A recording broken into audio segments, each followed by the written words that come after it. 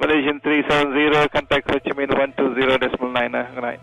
Good night, Malaysian 370. Breaking news tonight, a Malaysia Airlines flight with 239 people on board, including 4 Americans, has gone missing.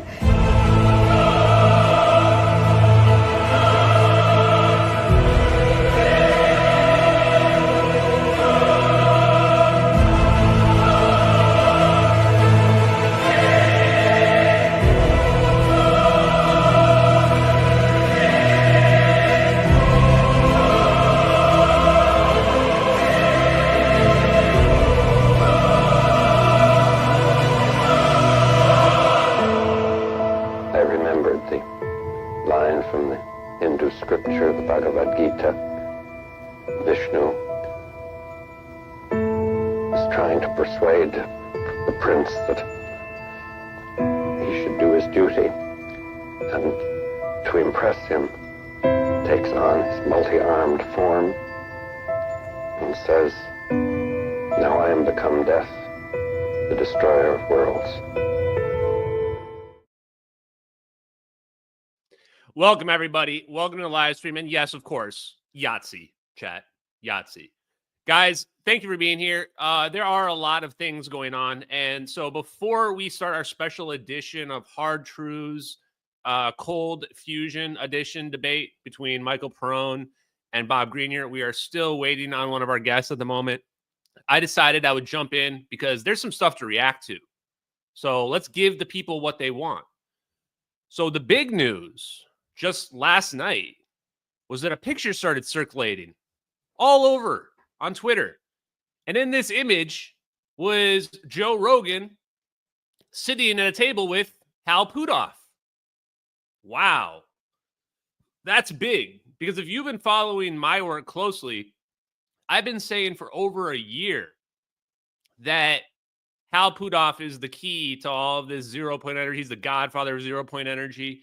And I even shared a private direct message, my last private direct message to Joe Rogan after the whole Joe Rogan canceling out on me coming on saga, that said, thanks, I appreciate you, but talk to Hal Puthoff. Hal Puthoff's the guy you should talk to. Now, in that period of time, what we've learned is there's no chance in hell Hal Puthoff's going to talk, and probably not go on Joe Rogan either, because he just has too many NDAs. He's worked for the private military contractors. He's worked directly for the government. He probably knows all the secrets. And he's probably got one of those NDAs that's like, we can kill your whole family if you say anything. And he's just on the record saying that he's going to go to his grave with the secrets and never say anything. He said it on the record like a few weeks ago. I'm not going to play the recording right now, but I've got it. You guys know I have the receipts. So here is an image that I'm referring to right now by Christy Newton, whatever. And there it is. And there's Jacques Vallée. Jacques Vallée right next to Joe Rogan, actually. So it turns out, as you could expect, let's go full screen here. Jacques Vallée was on Joe Rogan today. Actually today. Now, there's a clip. They actually speak about this dinner at the very beginning of today's podcast episode. And Joe Rogan basically just says, Hal Puthoff blew my mind. Hal Puthoff blew my mind. People in the chat and people on Twitter were asking me, is Joe Rogan trolling me? Is he actually just trolling me at this point? I really do not know.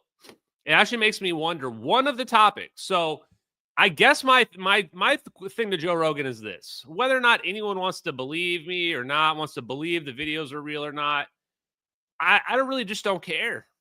I know it's real. And the reason why I'm doing what I'm doing now, the reason why I'm reviewing stuff like cold fusion is because that's where the science in those videos led me as a person.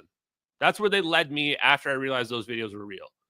And they led me to now my good friend Bob Grenier and my other friend Michael Perrone, who is with APEC. And basically all these guys do is try to understand how anti-gravity could work and what we would have to do to engineer it. And so that's my goal. The people that I talk to are the people that I think are trying to find the answers, as opposed to people out there just selling books in the same documentary over and over and over again, repeating the same stuff and keep saying that they can't say where the bodies are really buried because that would break all national security. So instead of that, let's just have a productive conversation. So today's special live stream episode is about cold fusion. Now, if you're not familiar at all with cold fusion became popular in 1989. It predates 1989, but that's when it became popular in the public. And it became popular because two guys named Stanley Pons and Martin Fleischmann that were at University of Utah, ? Anyway, they were in Utah. And instead of putting their paper out for peer review, they immediately made their results public. This is a big taboo. So what happened? It led to a firestorm, especially when your results are saying that you are producing excess energy. Now, one more thing that I want to frame here for people, and then we're going to open it up and introduce our guests, is what is excess energy? Excess energy is that if you're putting in a certain amount of energy, you should not be getting out of your system more energy than is going into it.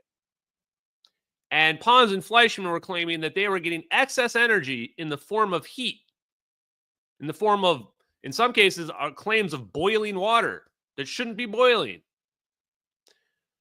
The other huge claim they made is that there was transmutation occurring in their experiment. Transmutation. Like we're on straight up Full Metal Alchemist, the anime at this point, okay? And so the controversy comes now, well, what about the laws of physics? Can those claims be true? They were initially replicated up to 60 times at different labs across the country. 60 times, various aspects of the claims.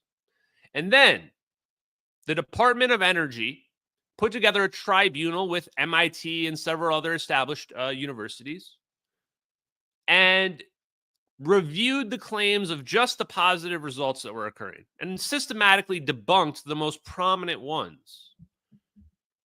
And so cold fusion lived a short life and then was debunked as fake. But it lives on.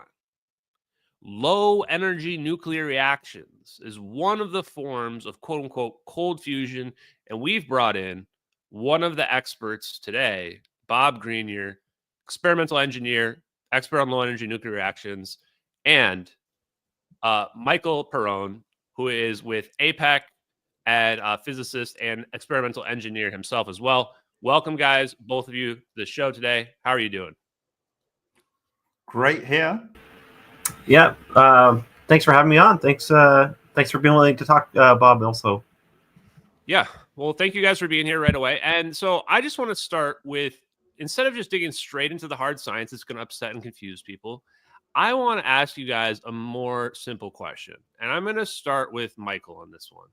Why is fusion important for humanity? Well, fusion is among the non-exotic sort of technologies, like the stuff that you could do with existing physics.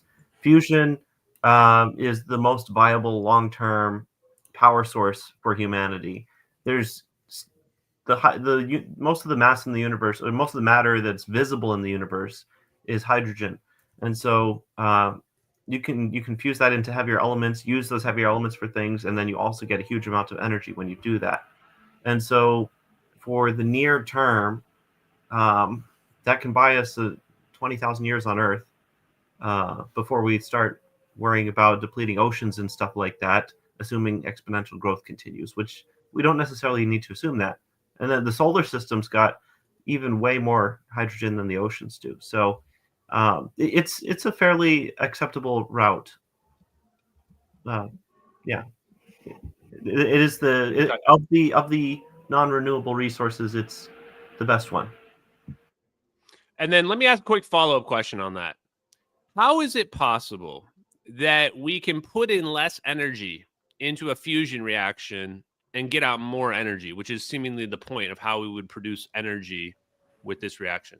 Well, really, you have the same thing for any process. For example, when you're drilling oil, you use up some amount of energy to get usually as oil, you use up some amount of oil to get more oil. And so if you have a nuclear process that you have to stimulate in order to cause it, you have to apply some input energy in order to get the fusion to occur. And then the fusion reaction has some amount of energy that's based on its physics that's not necessarily as dependent on the input energy. It depends what atoms are there. And then you can extract that, and that contains more energy in it than the energy that you put in. So we're harvesting the, I don't know, chemical bonds of the atoms or some nuclear form of... nuclear bonds in this case. There's okay. The electron shells have chemical states that have energy associated with those, and that's why you burn gasoline and it produces energy for you to use. But the nucleus has energy states just like the electron cloud has energy states associated with it. And so if you have some nucleus that could fuse and then be in a lower overall energy configuration, then just like with burning a normal fuel, you'll get energy out. Okay. Bob, why is fusion important? All other energy forms basically come from the sun. So you have solar energy, you have wind caused by basically the sun in some form or other. You have wave. You could argue that fossil fuels are just a store of solar energy. You believe that they all come from a non-abiotic source. And so nuclear energy, whatever nuclear energy you're looking at, is the only real non-solar derived energy, and that we generally have an understanding of. And if you're going to be able to go across the cosmos, as you opened, you can't do that with solar energy because the sun gets further and further away from us. You really have to have another source of energy that is not reliant on the sun or chemical energy. Now, all energy is actually a reduction in the distortion of the physical vacuum. So it doesn't matter whether you're looking at a chemical bond or a nuclear bond, nuclear binding energy, you're basically distorting less of the physical vacuum, and you get energy back from that. And what Michael was talking about is energy returned over energy invested. This is whatever you put in, you get more out than you put in, and therefore you have a net benefit. So, you know, you could argue that a petrol engine or you might call it a gas engine on your side of the pond, it runs, you know, infinitely until it stops. It's like got unlimited energy until it stops. You know, it's when you cut off your sample point, you determine whether it's actually doing anything magical. Well, I don't think we're going to run out of hydrogen anytime soon. But you know. And that is a very good point. Yes, I mean, of all the mass in the universe, the hydrogen is the most common baryonic matter. That is like the Mendeleev table. But actually, all the plasma and all of the mass we observe in the universe as planets and suns, that's only 0.4% of the mass. When you add in the non-visible and the black holes, you get to a whole, including what I've just said, a whole 4%. So there's a hell of a lot more energy out there that could potentially be used. That doesn't even necessarily involve what we consider as fusion. Now, my point of the second follow-up that question from Michael was pretty much, I got the answer that I wanted, which is that with some X amount of input, we can get X plus Y amount of output, or Y, we don't know how much of output that's going to be, but it's not the same amount as the input. And why is that? Isn't that a very unusual thing? Isn't that, explain to me, Bob, why that's not free energy?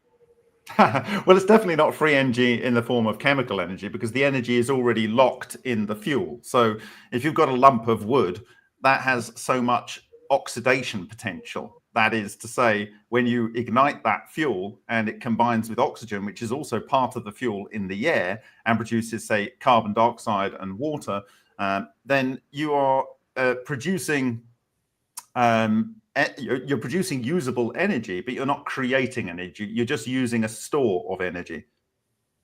Yeah. And that's the rub, though, isn't it? For me, as a layman, as somebody who's, not technical, I think this is the gap between what physicists and engineers think of as free energy, which is and versus like what a layman thinks of. For me, any system that's over unity is free energy, but then it's really, like you guys are saying, just a matter of where you draw the boundary on the system at that point.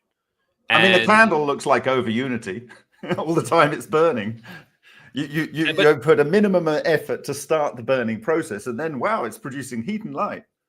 Well, here's the difference, though, is that they're not claiming the efficiency levels that places like the ENG8 lab are with cold fusion, or at least a version of cold fusion, who are claiming 3 to 5 times excess over unity, which is a huge amount on what we would think of in terms of efficiency.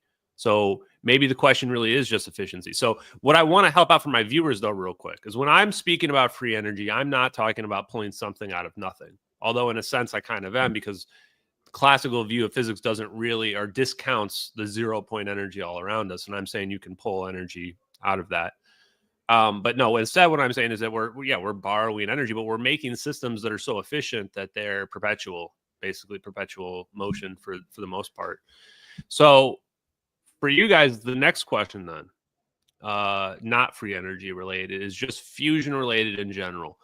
What do you believe is the most, let's say, likely version of a breakthrough for a fusion that we're going to have? Because we have multiple variations on what people are trying to produce fusion out there. So I want to know, what do you think is the most likely to be successful to produce significant over unity process, and why? So let's start with Michael again, I guess. Sure. So we're going to be getting to exotic vacuum objects and stuff, I'm sure. I'm still not convinced 100% of that, but in terms of the conventional technology, the exciting thing these days is non-steady state processes.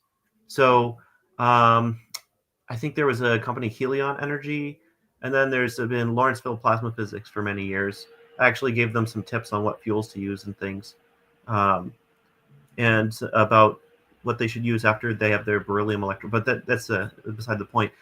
Basically, one is a Z-pinch technology where you have an electric spark, which that could be forming exotic vacuum objects as well. So that's possible if they do it properly.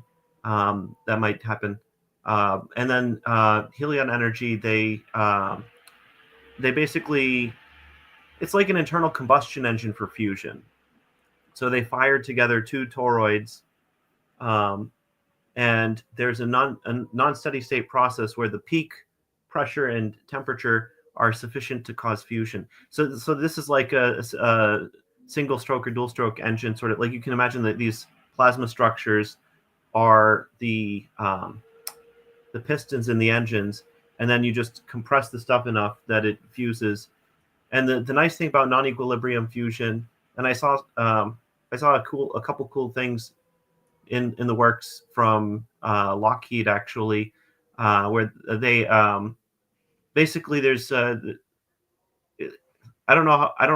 shouldn't go into it too much, I think, but there's improvements to simple magnetic bottle technology with just a pulsed, like now they can get up to 100 Tesla pulsed steady state, not steady state magnet, but a pulsed magnetic field.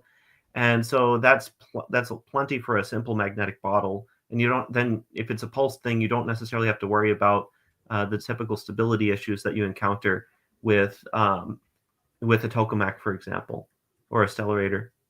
So in some sense, it drastically simplifies things. And then just you're getting the energy out simply from the expansion of the gas, just like a normal combustion engine. So, and then there's obviously it's an electrically charged plasma, so you can also get like Langmuir waves and longitudinal waves in plasmas. and you can harvest energy from those as well. Anyway, that's a little long-winded, but there you go. No, that's good. I appreciate it. So that one's your favorite, if you had one, or are you just bringing that up as an example? I mean, that was pretty cool. I hadn't seen that before. I think, and the guys at Quay's Energy also mentioned this. They kind of, a bunch of them left from Commonwealth Fusion Systems because basically they were trying to build tokamaks, and the limiting factor was these things called the plasma diverters. And basically, they were building these plasma diverters out of pure tungsten, and they were evaporating in the vacuum in the tokamak plasmas. They were trying to keep it at steady state, and it was evaporating this plasma diverter component. And so they designed them to sweat lithium to cool it down, to have a coating of liquid lithium on top of the tungsten. It was still evaporating. So it was just too much for those components to handle. So yeah, it's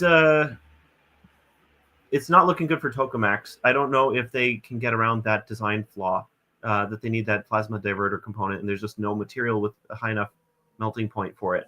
I mean, maybe they can go to hafnium carbonitride, but then the carbon and the nitrogen evaporate off slowly too.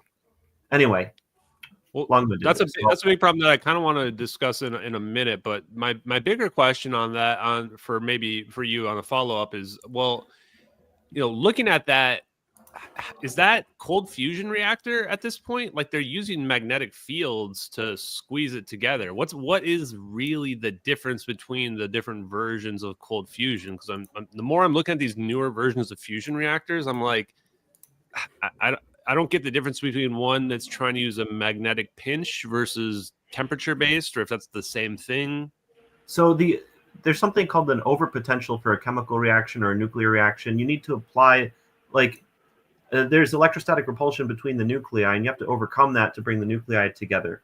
The idea with low energy nuclear reactions is if you can catalyze the fusion, if you can bring something in there that shields the charges from each other as they're approaching each other, then you won't have to overcome that large Coulomb barrier, and you can get fusion to happen much more easily.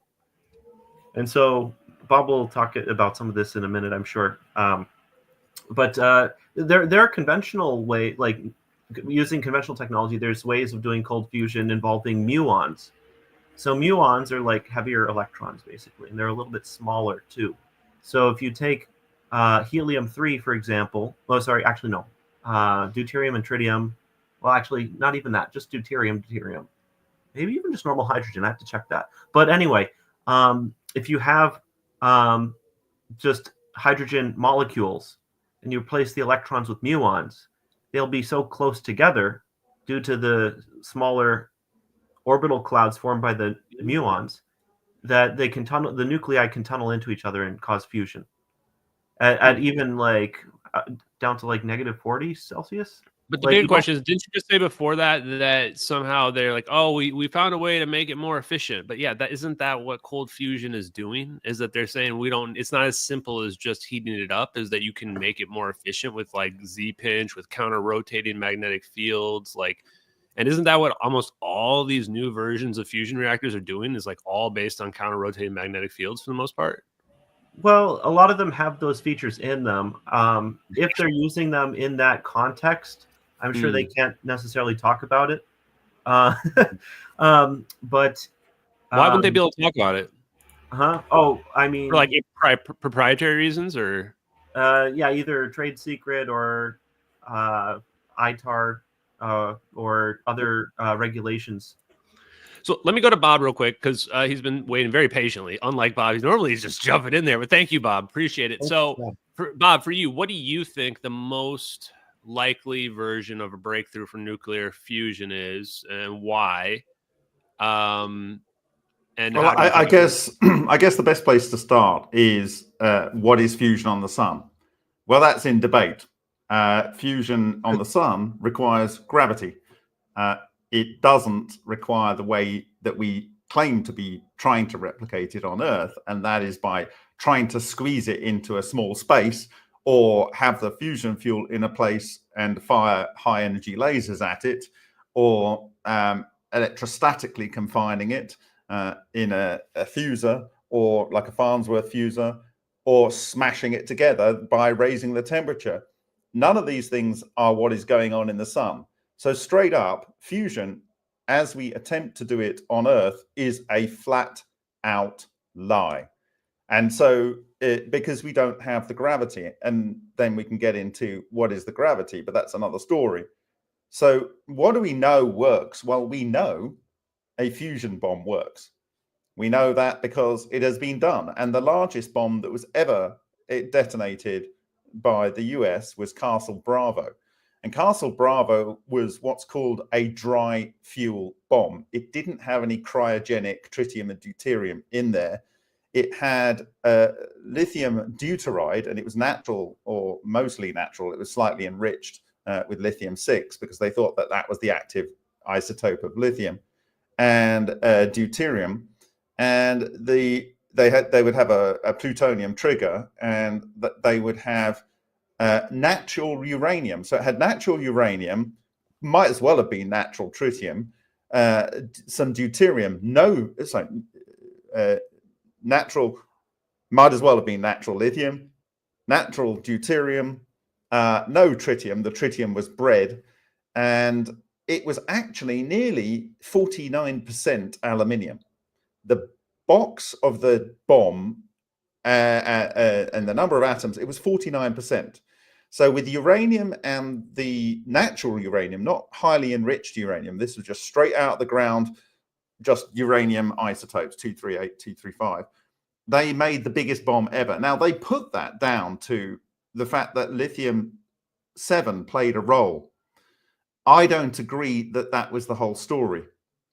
I think aluminium played a huge role. And the reason I say that is because it's the most affected material in the Hutchison effect. It's the most affected material in our ultra experiments. It's a fuel that seems to fuse very regularly. I recommended this to the expert in ball lightning, Dr. George Eagley, and that is part of ENG8's electricity producing overunity reactor. And it is the key element used by Tesla in his shadowgraph tubes, as being replicated by the work of Griffin Brock. Now, this brings me to what therefore is the most advantageous system I can imagine. Well, if we look at Avi Loeb's attempts to recover magnetic particles from the Pacific, we know that's in the fallout zone of Castle Bravo and other Pacific tests. He found iron-rich spheres which were comprised and contained beryllium, lanthanum, and uranium. These are all components used in fusion bombs in those tests. I believe that his iron-rich spheres, because iron 227 aluminiums fuse, that is real fusion, that seems to happen in a lot of LENR experiments, fuses to iron, the most commonly found element in LENR experiments. Not helium, not other things you might think would be fusing. It seems to be iron, and two aluminium 27s fuse to iron. So you actually get the witness material of the fusion energy that may have been a big cause of the fusion energy in the Castle Bravo. So my preferred technology would include aluminium and lithium and hydrogen and one other element, carbon.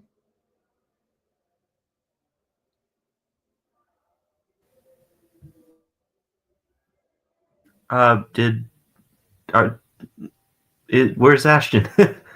We've been abandoned. Whoa. Okay. Hey. Okay. I was listening to that whole time. So that was amazing. The sun, plasma. So no, I'm just kidding. The sun is acting like a plasma reactor. So basically, when we're trying to make fusion reactor, we're trying to make it act like the sun. No, that's a lie. It's a flat out lie that they've spent billions and billions keeping taxpayers on the hook for. We are not ever replicating what the sun does because we do not have the gravity. We try and overcome the gravity issue by having a increased temperature, that is kinetic energy, essentially, or either confining it in some way. But it's just a flat lie, and they know it's a lie. Yeah, but so here's the thing. And so you're bringing up a good point. If we don't really know how the sun works, then how can we be successful with fusion? But the other point is, if we're just going to discount gravity as an option right away, then yeah, we're kind of selling ourselves short, because it's kind of a big factor on what the sun's doing is the gravity part of it. The question is, can you make a highly localized point gravity? Yeah, I would argue, and I do pretty much every day, that you can do that, that you would, I would be able agree to do with that. you. I would even take it a step further, because I don't know, I didn't hear your response, but tell me how close I am. That what if cavitation is doing that? What if it's some form of negative energy pressure? What if gravity is just a pressure and all we then need is a negative pressure to counteract it? Then could we create like little puncher shrimp cavitation bubble, but somehow cause that to cause, collapse of matter or energy down and create fusion? Is that feasible? Well, I mean, if I can have a crack at that, if you look at John Archibald Wheeler, that is the tutor of Feynman and the person that was involved in the process of making that bomb, the Castle Bravo bomb and the Manhattan Project, he published a paper called Geons in 1954. And he argued that all matter were standing waves of light, and that they were bound together in these standing wave tori with a gravitational azimuth. And if that is what matter is at its most fundamental level,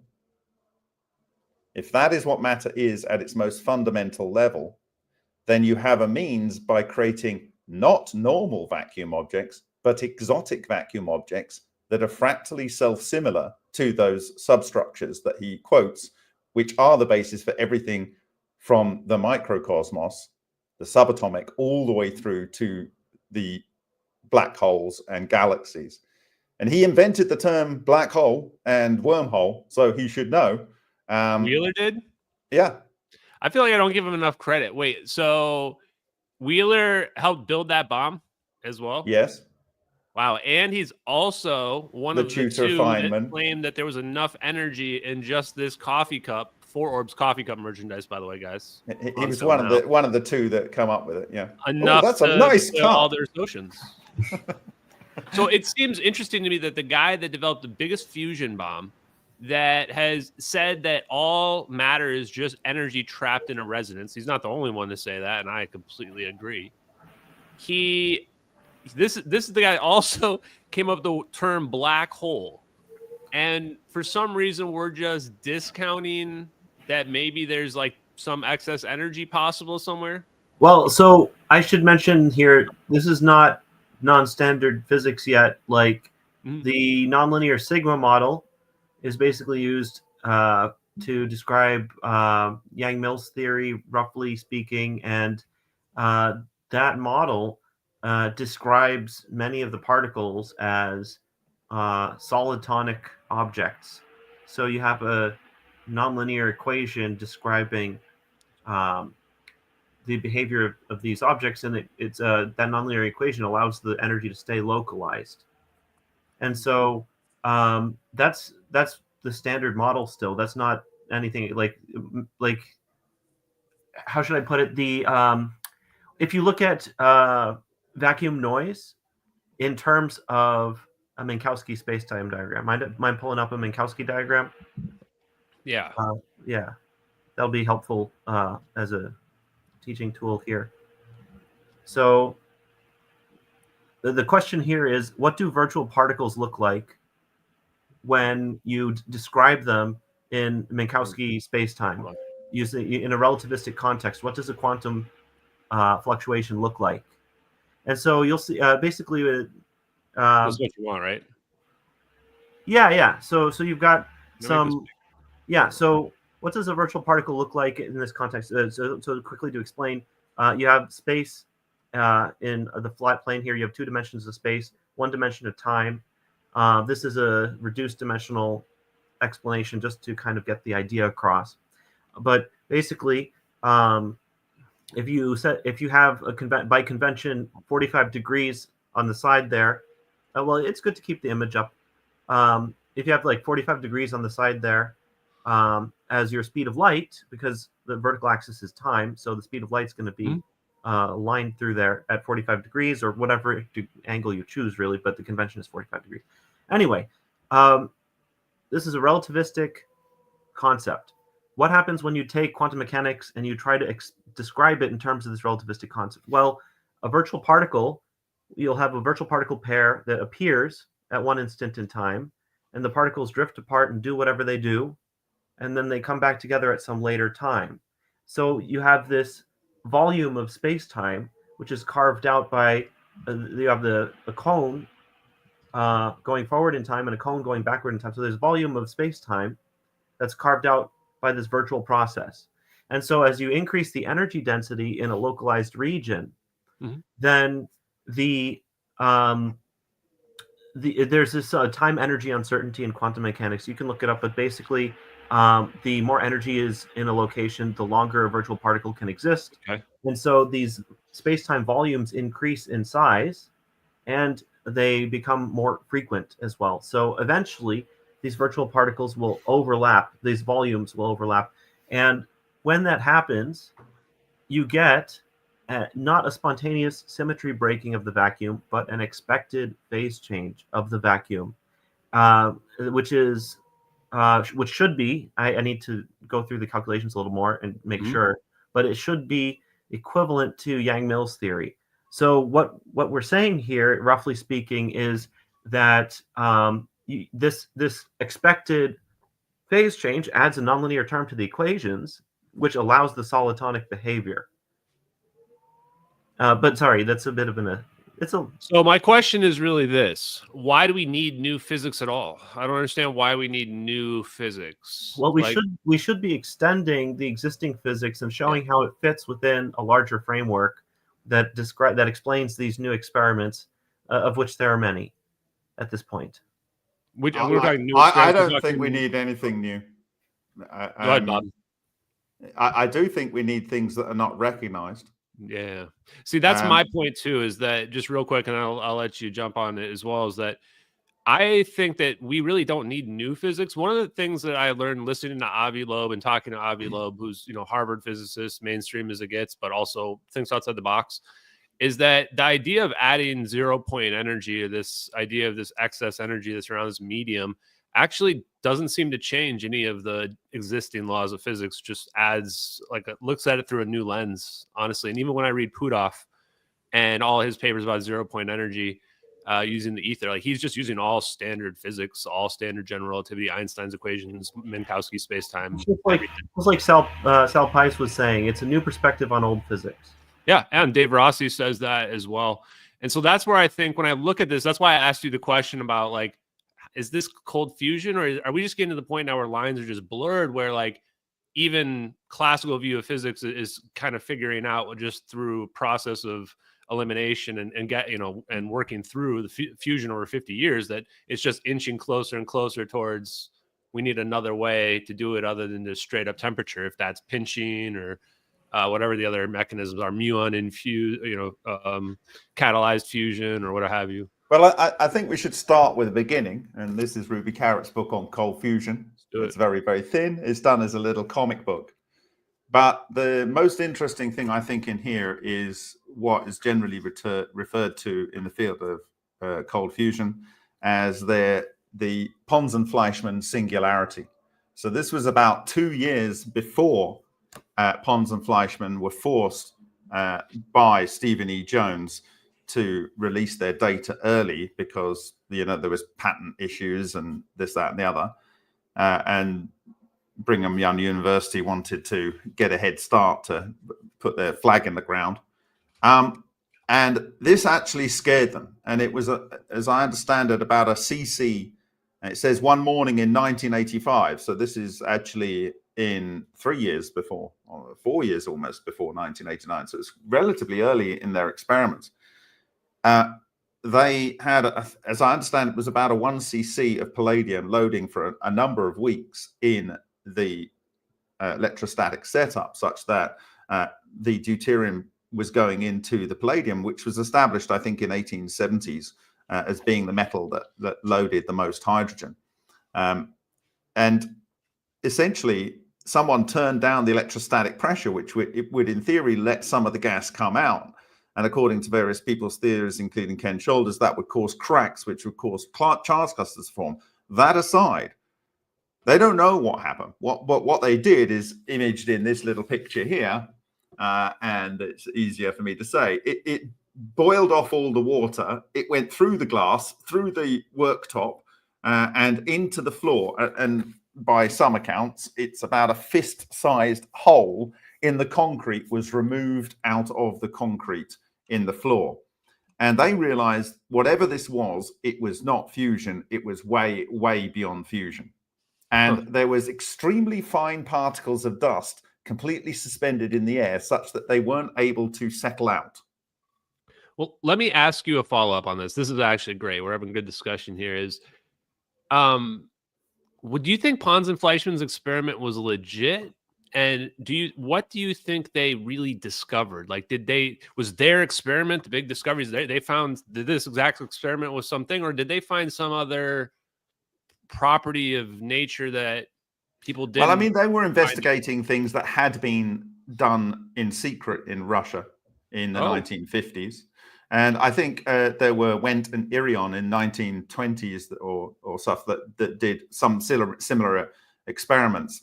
But if you go and look at in fusion technology,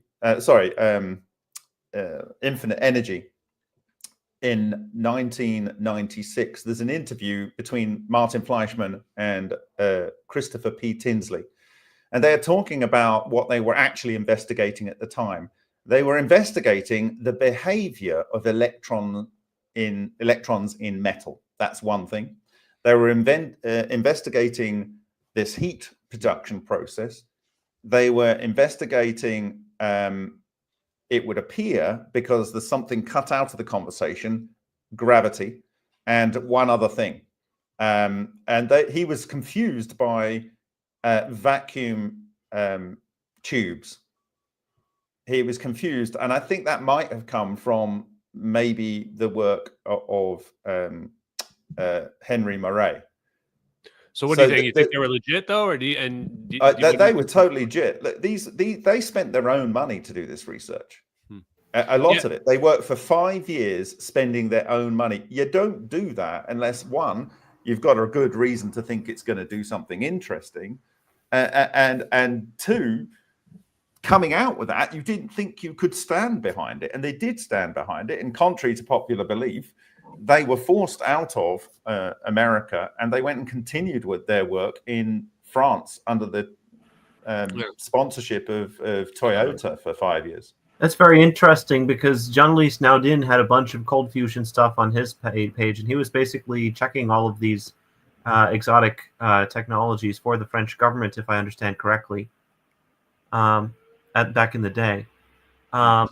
So from my perspective, I know Jeremy Rees, he went for many years to the Cold Fusion Conference at MIT. And basically, for many years, they struggled to get it to be reproducible.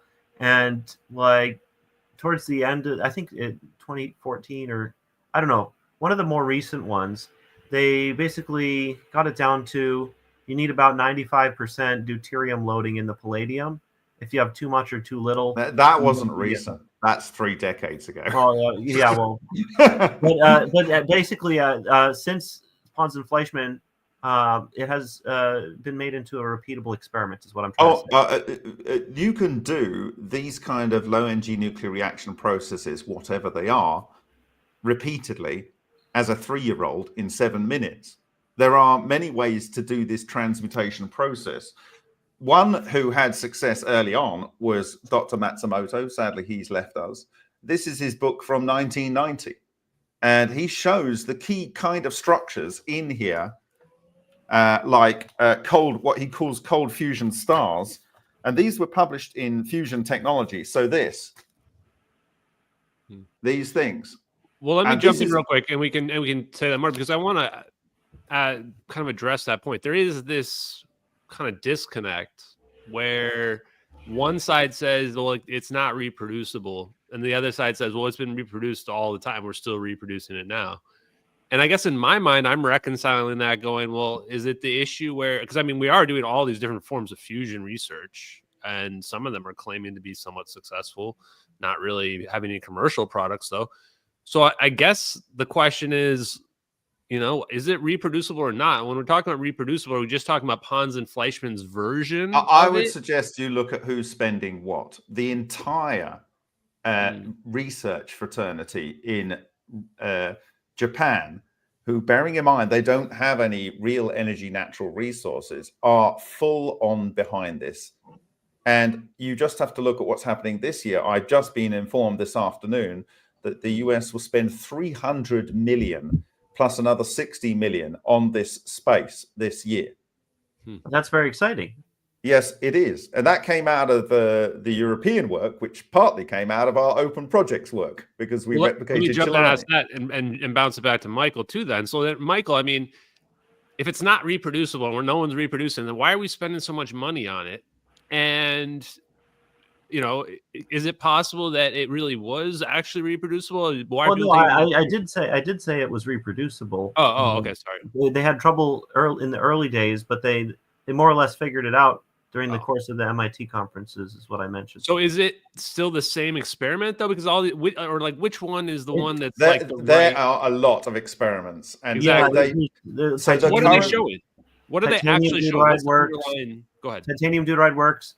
There's a fully, as I understand, a fully conventional technology using erbium deuteride that and Bremsstrahlung radiation at NASA. They did that particular experiment. I don't believe those results. Sorry, Larry Forsley. Oh, who's that? What? I don't believe their results. Sorry, Larry Forsley. You don't believe Larry Forsley's results? No, because they don't detect neutrons in the same way that I believe you need to, because the same process they're doing. So they're taking accelerator and they're firing into a conversion target, producing gamma rays, and they're looking at, I think it's Oppenheimer-Phillips reactions or something going on. But what they're doing to produce those gamma rays is exactly and precisely the same thing that is published by Moscow Nuclear Physics Institute under Bogdanovich et al., where they produce these structures which are magnetic monopoles. And the magnetic monopoles are what appear to do the work. And the magnetic monopoles are clusters of charge. I think you're a little quick to jump to it must be... No, because they do not use, they do not use gold activation or indium activation in their work. All of their devices are electronic. And even if they are neutron tubes have been shown to produce fake neutrons. And you have to bias them in a different way. So the challenge is, I don't think that work is going to ever come out in a useful way, because it's designed, even if it does work in the way that they're saying, it's designed for producing energy on a spaceship, not for the general you and I. The signal to noise ratio in their measurement was reasonable. I think they did what they did, and they're very good at writing papers. No, if you look at what they've done, the erbium. The density of erbium deuteride, that's about as dense as you can get hydrogen. I'm not saying that fusion doesn't occur. I'm just saying it doesn't occur the way they're saying it. It's denser than metallic hydrogen. You're getting those hydrogen nuclei really close together. The closer together they get, the lower the overpotential is when you try to overcome the Coulomb barrier. So I know that one of 70 theories. Yes, I know that one of 70 theories. Question is, okay, so we're trying to overcome the Coulomb barrier, the repulsion, electric repulsion or electrostatic repulsion, I suppose. And Ashton, that's what we're told we need to be overcoming. Okay. Just that, you're right. That's fine. You can address the whatever underlying assumptions when it's your turn. So yes, we're told that we are trying to overcome this Coulomb barrier, and this is going to be important too when we talk about EVOs, so what they're trying to do in these various forms of Pons and Fleischmann or variants of cold fusion is find ways to reduce that Coulomb barrier. So I think what Michael just said is this very heavy hydrogen is a good way to potentially candidate to begin to accomplish. So I can give you one example of that. That is the H minus particle in Francesco Piantelli's system. So Francesco Piantelli, in August 1989, after Pons and Fleischmann, he was doing a biology experiment. Cut a long story short, he has a theory where you get H minus, which is an H with 2 electrons, forming, and it acts like a muon, and it goes in and it does one or two things. It either spits the proton back out, or it basically, for nickel 62 and 64, if you calculate the radius that it would be orbiting at, it's already inside the nucleus, and so that's why the nuclear reaction occurs and you get copper forming. That's a heavy quasi-particle doing the job. There are many other particles discussed in these areas, but they're kind of like flights of mind, and they don't really have any meat and potatoes, as it were, on the actual experimental observation. In the case of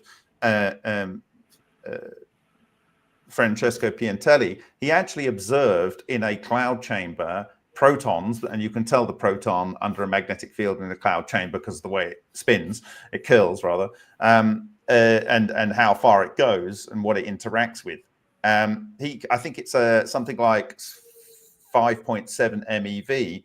He calculated these protons, and he actually had an event in his lab where he produced fantastic numbers of neutrons, which were determined by gold foil activation, not by electronics, which gets fooled by the quasi-neutrons. And he calculated that was an interaction between these protons that his process was producing and the vanadium 50 in the steel that he was using in his reactor. Now, what we do know is from all the way back to Langmuir in the 1910s, when he was producing tungsten filament light bulbs, for some reason, he saw a production of 7,000 times the volume in some gas of the volume of his tungsten filament. He couldn't work out where it was coming from. Now you fast forward to Mizuno, a famous Japanese researcher. He's still with us, thankfully. And he did research. He found the production of hydrogen. Other people have found the production of hydrogen. And so if you're producing hydrogen, that might explain some of these observations from other elements. If I can just make an observation here. Mizuno's experiment involved thermal electrolysis. Well, that's a fair point. He did. I assume we're talking about the electrolysis experiment, right? He did one with tungsten. It produced a COP of 800. Yeah, I've replicated that experiment with the Geiger counter, in fact, and I've seen this at least a slight increase in neutrons. It wasn't in like what you would expect from standard fusion, but then again, with these exotic vacuum object fusions, maybe you don't get what the typical behavior is. Well, we know that, and there are many explanations potentially for that. But yeah, it's... We can't hear you, Ashton. So you recreated the experiment with the Geiger counter, and you saw some excess radiation? Yeah, maybe twice, three times background. It varied a lot. I did not have the optimal setup for the Mizuno experiment. But the thing with the Mizuno experiment... Hold on, you said Geiger counter and neutrons. I don't know whether those two things go together. It's a rough estimate. The Geiger counter isn't measuring neutrons. It's just measuring whatever. No, it's not measuring whatever. A neutron detector measures neutrons. Yeah, a helium-3 or a boron-10. Okay, so it's probably... Well, no, that particular type that I had was an old relic from the World War II era. So, but what was it? It had uranium. It had uranium. Well, it could be alpha particles then, right? So, if it's a Geiger counter, it can measure alpha, beta, gamma, and it can measure that depending on what you put in front of it. Right. In any case, I measured some stuff that was slightly over background, which could have been other processes after. It could have been your background. Okay, well, let's get to the point. My point being is I saw some interesting results with the Mizuno-like experiment, but the excess hydrogen, you're electrolyzing water, and not only are you electrolyzing water, but it's less well known that you can water can undergo thermolysis at high temperatures. So you can, if you get the temperature high. I think he knew that, and I think he actually discusses it in his papers. Yeah, he does. I'm just explaining this for the audience. Yeah. But as you increase the temperature of your electrodes, electrolysis becomes more efficient. So up to the point where you can get what looks like over 100% electrical efficiency, but you're actually using endothermically some of the heat from the electrode. And how does the heat in the electrode get there? How does the heat in the electrode get there? Well, interesting point. Yeah, good point. It either comes from the electricity or it comes from the overunity produced in the fusion or fission processes. The reality is, since the beginning, it doesn't matter whether you look at this guy, Ken Shoulders, whoever you're looking at, you get both fusion and fission and other things going on. It's not just about fusion. It shouldn't have been called cold fusion for a long time, and that's why it's been called low energy nuclear reactions. Wow. And in fact, they called it cold transmutation of nuclei and ball lightning in Russia, because it is all of the above, including synthesis and desynthesis of matter. And when you're talking about synthesis of matter, you're capturing some energy from somewhere, be that light, phonons, vibration, or some other form of dark matter and or dark energy, and you are cohering that into new matter when you are synthesizing matter. And that appears to be some of the things that is going on. It's far more interesting. And so I made the mistake. Sorry. One at a time. Before we get too far ahead, I just want to mention, like, one of the main difficulties with the existing scientific community in terms of getting them to look at this or understand what's really going on here is you have condensed matter physics, which generally focuses kind of on the chemistry and the bulk material behavior. Occasionally they'll care about boundary conditions, cracks in materials, microstructures, but it's not a focus really of that field unless you're doing catalysis. The standard absolutely every single way to promote this process. But then like most people are trained in either condensed matter or nuclear physics. You need people who can speak the language of both condensed matter physics and nuclear physics to bridge that gap, and that's a challenge. Those are two of the most complicated fields we have right now. Yeah, so let me just break this down, because it seems like we kind of got to the point now where we finally got down to an experiment that shows some anomalous results, and we kind of both agree that it does, and got to the point where we can't fully explain with classical view how that could be, assuming that the results are accurate. So then the question is, it doesn't stand in isolation, though. No, that's fine. Let's specifically. We're assuming that it's real for now, so hang with me. No, but I mean, it wasn't just Mizuno. I'm sorry, David Hudson observed the same thing. Sure. We observed the same thing, and before that, we had Orion Energy, which was formerly called the Sapphire Project, observed the same thing. So it's where tungsten. Is the coefficient of performance coming from?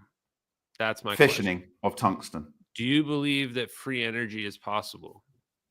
The release of energy from a triggering catalytic process, which is far and above the input energy you put in, and far, far beyond chemical, is possible. Yeah, that's free. To me, that's free energy. Because again, what did we say before? Michael was saying, well, we have some fixed input amount, and we're going to trigger a fission or fusion or both reaction, and that's going to release more energy than that fixed input amount. Well, there's some chemistry term called Gibbs free energy related to this, but it's not quite free energy in the sense that, like, you have an arbitrarily large amount of energy that's as big as you want it to be. There's also something called non-equilibrium steady state processes, or non-equilibrium statistical mechanics, and there's a whole other field of study of basically recycling thermal energy from the vacuum. And you saw this with the orbs. They cool down instead of heating up. If you have something that's expending megawatts of power or something, it's gonna have a heat signature. But and anyway, that's a whole other topic with a whole other conversation. It kind of gets to this topic because that's what I think we're steering toward. Something called EVOs, exotic vacuum objects, which is like what Bob is saying here in that experiment. If it's possible that we could have some low energy cause reaction that causes both fission and fusion, I mean, that seems like we just found the tools to engineer free energy just straight out of the vacuum. And then when I'm calling it free energy, I'm just being coy, because really what it is just coefficient of performance greater than 1. We found some tool that can interact and produce energy at a very efficient rate. Well, it's a little bit more than that even. It's you're breaking down the wall between chemistry and nuclear science. These sorts of effects, and Bob can get into the details. He's the guy with all the years of experience there. But these sort of effects allow you to access nuclear behaviors way more easily than was conventionally assumed.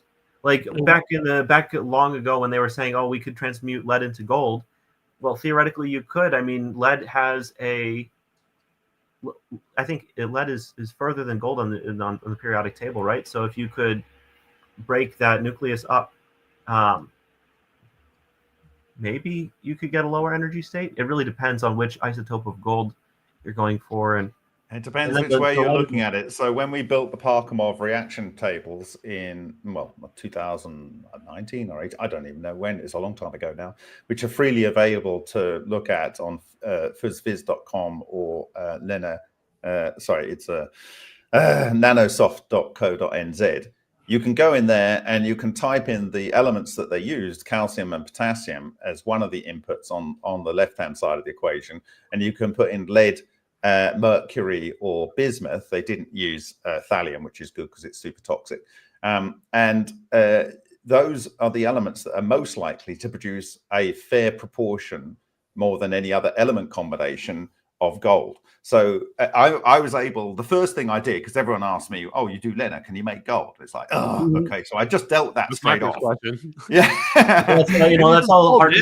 And it took me 50 seconds to produce 5,000 years of 5,000 years worth of alchemy practical experiments correct.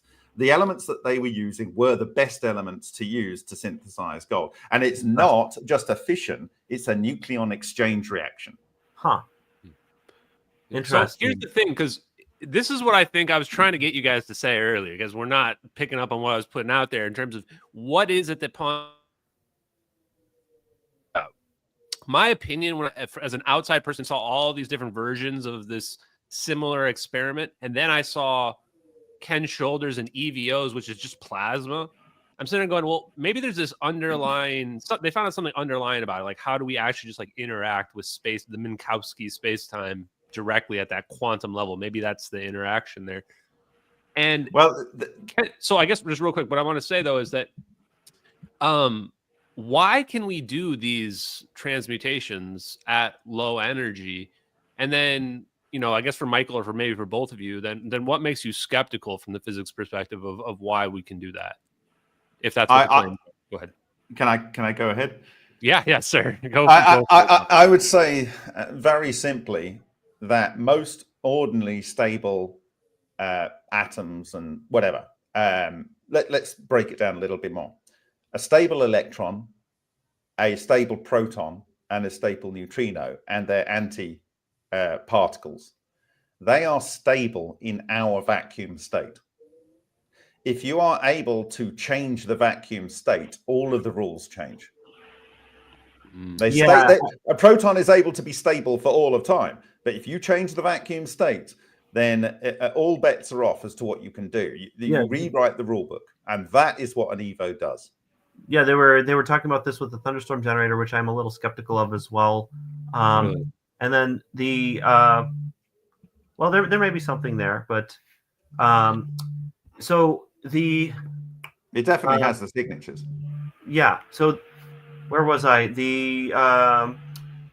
I guess I shouldn't say I'm skeptical per se of EVOs as a concept. I more am critical of Bob's dialectical approach, given that he privately to me has said he wishes to not necessarily convince all the people, but rather to get the technology as far as he can. And that's fine. I mean, back in the day when people were engineering steam engines, the equations for steam engines weren't fully figured out at the time, but they were perfectly useful and people were using them. And so that's a fine approach. It's just the dialectical approach. I mean, the dialectical process, assuming everything's in EVO, and sorry, are you speaking for me? Sorry, you I think can. he's You just can, giving you his can criticisms right now. But so it just It's best I speak for myself, if that's okay. Well, yeah, you'll I just worry. I just worry that it will drive away competent engineers who can help you to make that steam engine work, so to speak. That's that's where my criticism lies, not really with the EVOs. Well, on the thunderstorm generator, it has the telltale signatures of this process. They were predicted based on a visual video file that I was sent, because we'd seen the same thing in our experiments, and that would produce the same things that Matsumoto saw, that we replicated before we even know Matsumoto had done it. Now, with regard to that kind of technology, you just have to go and look at patent number 4397268, August 9th, 1983, awarded, but applied for on September 24th, 1981, which is a intake air moisturizer by Charles L. Brown, which produced similar effects, but was basically banned. He was a military guy, and he was just injecting moisture into the engine. So there's real reasons why that could work, just as a system by which it creates more efficiency. And that's all that Malcolm is claiming, although he seems to observe oxygen coming out, and this was something that was claimed by Paul Pantone, who also claimed nuclear transmutations. And what is going on in both of those systems? Both of those systems have extreme multi-axis hydrodynamic shear, extreme multi-axis hydrodynamic shear. And here's the thing. There's only one structure in nature that allows for negentropy, and that is the vortex. That is the vortex. And according to Maxwell, the ether is made up of a lot of vortices. And if you can make a vortex which is able to cohere something, which is a condensate, and spin it really, really, really fast, you may be able to disrupt matter in ways that you ordinarily wouldn't expect. And you know why it's interesting, real quick, if I can jump in? Yeah, go for it. The reason why it's interesting that spin or vortex might be relevant is that when we look at electrons or particles that are quantized, we look at it from a quantum spin perspective, because precession spin prevents something from tipping over. It prevents from being moved out of its axis, moved out of its orientation. So it almost does seem like if there was going to be some law of the universe that we see scaled up, scale invariant, that seems like one of them. Now, if you imagine you have your normal state of chaos going on, where you've got like bits of spin pointing in every direction. When you start, one thing that people might understand something about is aligning spins producing a very strong magnet. And then people start to get confused. What is the thing that's coming out of the magnet, right? Yeah. There's definitely something there. It's going across space. I don't see things flowing around, but there must be. Or is there? I don't know, because I can't feel it. I don't feel a wind. That's the point of the ether as well, right? Is that people would say, in Maxwell and many other people believe that there was an ether, especially the people that started. But the problem is, well, where is it? We can't feel it. But then you go, well, that's also true of magnetism, but you can feel when it pushes you, there's something there, but there's nothing pushing out at you. So how's that working? So I guess, is the vortex, is that the answer? Is that the reason why Salvatore Pais's magnetically confined fusion reaction uses, and many of these others use counter-rotating, or I can't do it. I can tell you that even in his wildest dreams, if he did not spin those things, nothing would happen. The British Railways 1971 UFO patent would not work without the big spinning homopolar generator, just like the ARV, the Alien Reproduction Vehicle. If you didn't have those spinning things, the thing would not work. Now, what do those spinning things do? Well, they produce these weird little clusters. It spits them out. So you think that was Ken Shoulders using that as well? Ken Shoulders. If I can add something here to connect this to existing physics, so that we don't scare away quite as many engineers. If you have superfluid helium, well, if you have a normal fluid, what happens when you spin the container it's in? Well, relative to the container, the fluid starts spinning. There's some distance in there. There's like a viscosity and stuff. But if you have a superfluid, there's no viscosity. So what happens? Well, spin is quantized. And so when you start spinning the superfluid, it develops vorticity vertically away. So, and also this vorticity, it dies off with distance relative to the center. So if you hold on, can I just say that when you spin a superfluid like liquid helium, like Piotr Kapitsa did and got the Nobel Prize for, you end up with little vortices within the overall Petri dish, let's say. Yeah, exactly. So and we see that in our experiments. We see matter torn apart by these little vortices. There's just to tie it to conventional physics, if you just go outside and you spin your arms around, you feel a force pulling your arms out. Centrifugal force, right?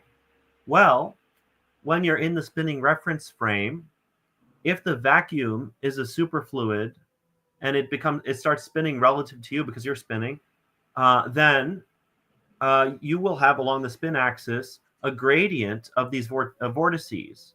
And this creates, roughly speaking, what is like a gravitational field. So there's some equivalence here with conservation of momentum in this case, and angular momentum perhaps, or but this outward force is like a gravitational force in its nature. And these vortices, these flux lines in the superfluid, if assuming a superfluid model of the ether or vacuum or whatever you want to call it, they're quantized and on a very small scale. They can interact with particles. Anyway, I just wanted to connect it to known physics so that we don't scare away so many engineers. Yeah, no, that's cool, because I do think that the ether is probably quantized like that and should be thought of as a superfluid. So what we're talking about too what am I saying that's not known physics? No, that's a big point that we have to keep bringing up, though, is that we're talking about stuff that is, I keep bringing it up, is that this is just mostly known physics, but it's just not very well understood. Like the Aharonov bomb effect. The Aharonov bomb effect is a known piece of physics that most people do not know. And the Aharonov bomb effect has been calculated in 1998 by Afanasyev and Dubovik at Dubna to occur in the center of these fractal toroidal solitons, these exotic vacuum objects. And so you have both the thing that can cohere matter into a phase singularity spin and cause, once it's cohered, an unlimited amount of matter to go into a very small point. Right. So I want to add something to that. And you'll be happy to hear about this, Bob. I don't know if you had considered it, but with these fractal toroidal geometries, well, I mean, you know about Masahiro Daibo's work, I assume, right? I'm not great necessarily with names unless I've personally met them. They used a zero inductance thing where you have a wire going straight and then you had a wire coiled back around it to the original point.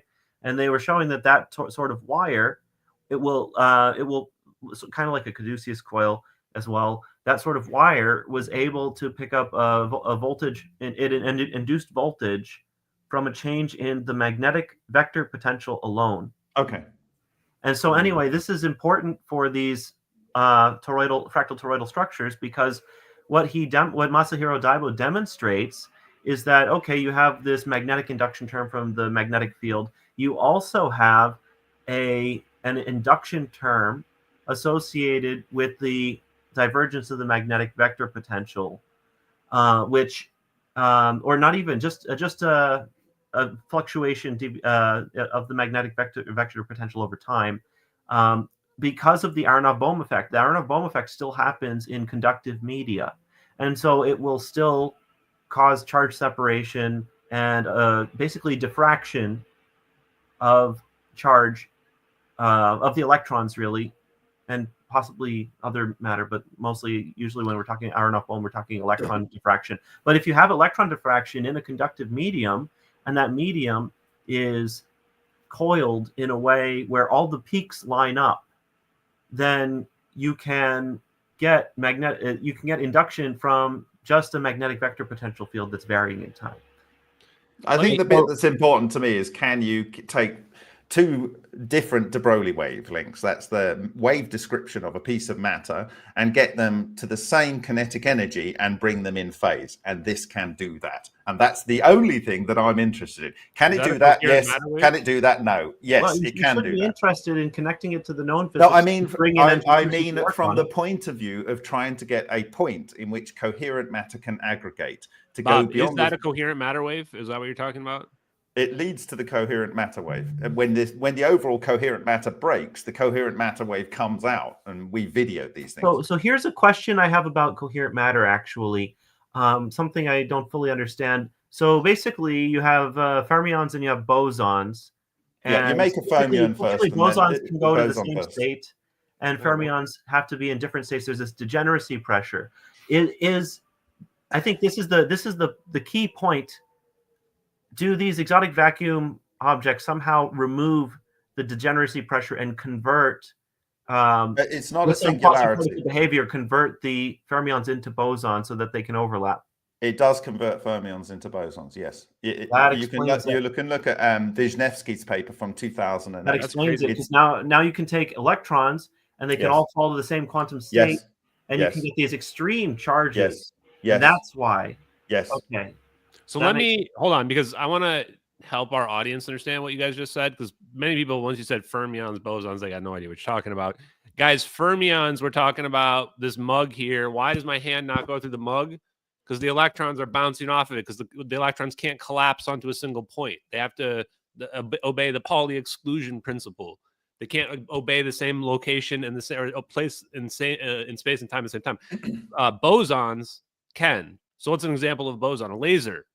A laser has photons overlapping over top of each other.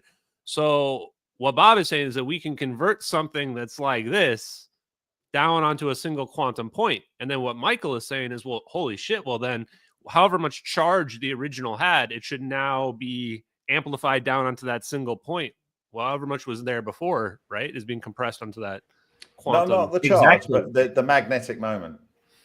Look at that. Wow, we are figuring out some science here. Now, that's a great thought, and I want to do more stuff like that. So one thing that I want to ask is that, Bob, you were saying earlier, well, the neutrinos or particles or whatever, they don't obey the same laws if you break down, if the vacuum space-time breaks down or what have you. When you were saying that, man, that makes me think of Hal Puthoff's space-time metric engineering paper, changing the refractive index of space-time using electromagnetism, which is also what Salvatore Pais's U.S. Navy patent, high energy electromagnetic field generator, is literally stated to intend to do. I should also mention Amy Eskridge on multiple occasions brought up gravitational chemistry, that her father or something was, or some person she knew. You know, her dad worked on like plasma thrusters and like. Well, I don't know. I just recalled that she mentioned this gravitational chemistry thing. And so under different vacuum conditions, chemistry also proceeds differently. I know. Okay, next thing I want to ask you real quick, let me just, because the last thing I was going to say on that was that Ken Shoulders, I want to hear your explanation for this. When he made his EVOs, what he noticed is that he called them charge clusters. The electrons were clustering together. Hold on, let me just finish. Let me finish, Bob. Please, let me finish. So the electrons were clustering together, but they should be repelling one another. So is this the same as overcoming the Coulomb barrier? What's the connection, or is there one? And what is the explanation for that behavior if it's real? Whoever wants to go first. Yes.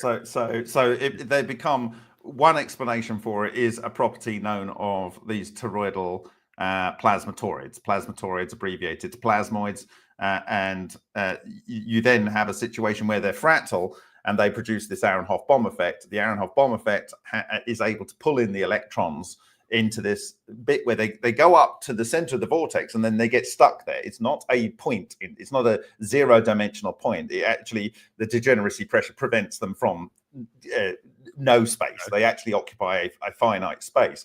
And then you get these fermions being converted into bosons. And that was done in a Dirac monopole compliant way. It's a topological monopole by Wisniewski in 2008. And that paper is quoted by at the Moscow Nuclear Physics Institute in Bogdanovich et al., where they saw these plasma torids moving around on metal for 2 days. So they can go in there. Now, when you occupy the same state, you know that how many electrons have you actually really got? And then the other thing is where is the charge actually coming from? It's not just that they might be going in there, they might be going into the fractal clusters. And when you've got things bound up into these structures, they appear to lose their charge. And not only that, if you have a normal electron, it has its charge. But if you have these clusters, they end up having electromagnetic waves that they produce, but they cancel at what's called a non-radiating boundary. And outside that, they don't express any of their charge. And so you actually create like a normal vacuum object, but it's an exotic vacuum object. But because of its structure, it cancels its own electromagnetic waves. And so there's no expression of charge outside of a particular space. Wow. We're reaching the edge of my knowledge. I'm not sure how that happens yet. Yeah, how would it? Okay, well, yeah. Instead of going too much into that, it was originally discovered by Yakov Zeldovich, and it was called an anapole. Anapole. I'm familiar with anapoles. Yeah. Yeah. So that's in 1954, and that is the basis.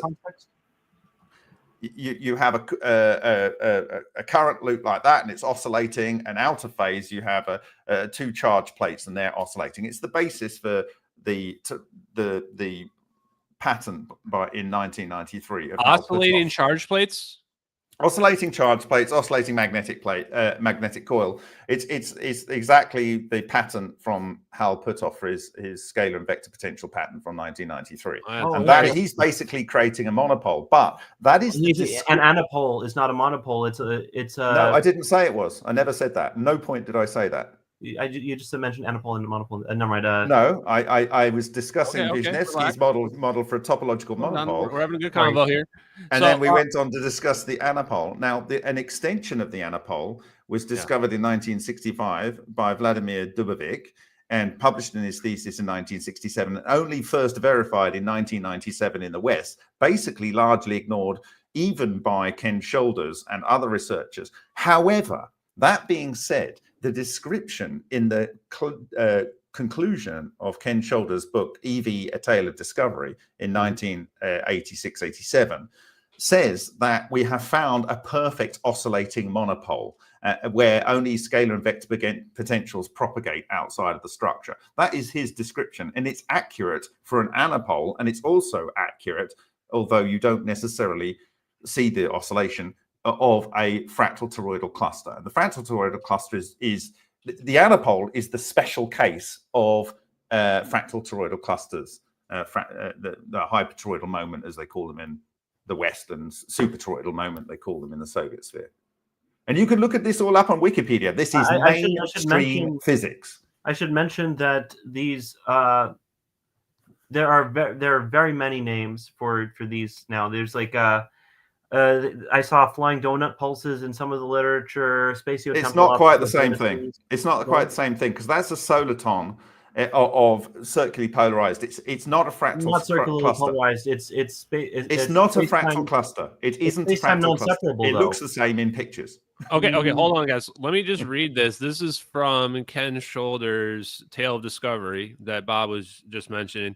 It says we are able to say at present that the law of mutual charge repulsion has been overcome by the use of some unseen container, to the extent that a new freedom has been found in compressing uncompensated electric charge to the average density of a solid without the use of external magnetic fields, ions, or relativistic velocities. The exact physical mechanism responsible for doing this is still a mystery, but there are theories available to help us along that are based upon radiation containment from zero-point energy fluctuations. In spite of our ignorance of the details governing these observed processes, two conclusions are quite clear. One, that we have tapped into a higher order of energy and charge density, where even the effective values of certain basic physical constraints might be modified. And two, that a myriad of new uses will emerge. So I want to get your opinions on this statement here, because my takeaways are: one, A lot of the people that discovered this, they claim they don't know what is causing it. And that's why I wanted to get both of your guys' opinions on what are causing these EVO behaviors that seem to be, you could call it negative energy, anti-gravity, you can call it whatever you want to call it. But I want to get your opinions on that. He's saying directly there seems to be a link to 0 point energy here, which links to Puthoff, which wouldn't be surprised because they were partners.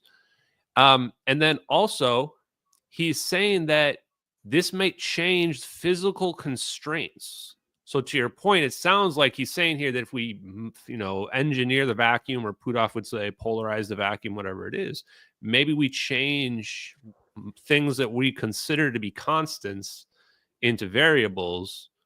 And now that significantly changes the equations when we're trying to, do propulsion.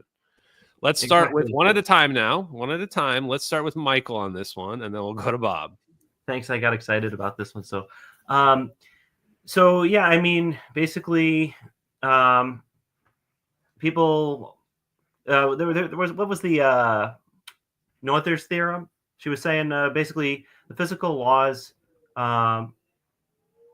like you have energy conservation and momentum conservation and all these conservation laws due to constant symmetries in physics. If you were to break those symmetries, maybe you wouldn't have the same conservation laws anymore. The other way of going is if you have higher symmetries, then maybe the conservation laws that we know are in some context not conserved, but in a grander context, you get conservation again of some kind. That's not necessarily energy or momentum or any of those conservation laws. As for the reason for the stability of EVOs, at the moment I have a lot of reading to do, so I can only speculate. But as I understand it, with Masahiro Daibo's work, for example, and the Hal Puthoff's communication technology patent and stuff, one of these patents mentions that there are two types of scalar wave. Actually, I should step back for a second. The electromagnetic equations quantum electrodynamics is usually considered the most general, the most successful physical set of laws produced. However, it's incomplete.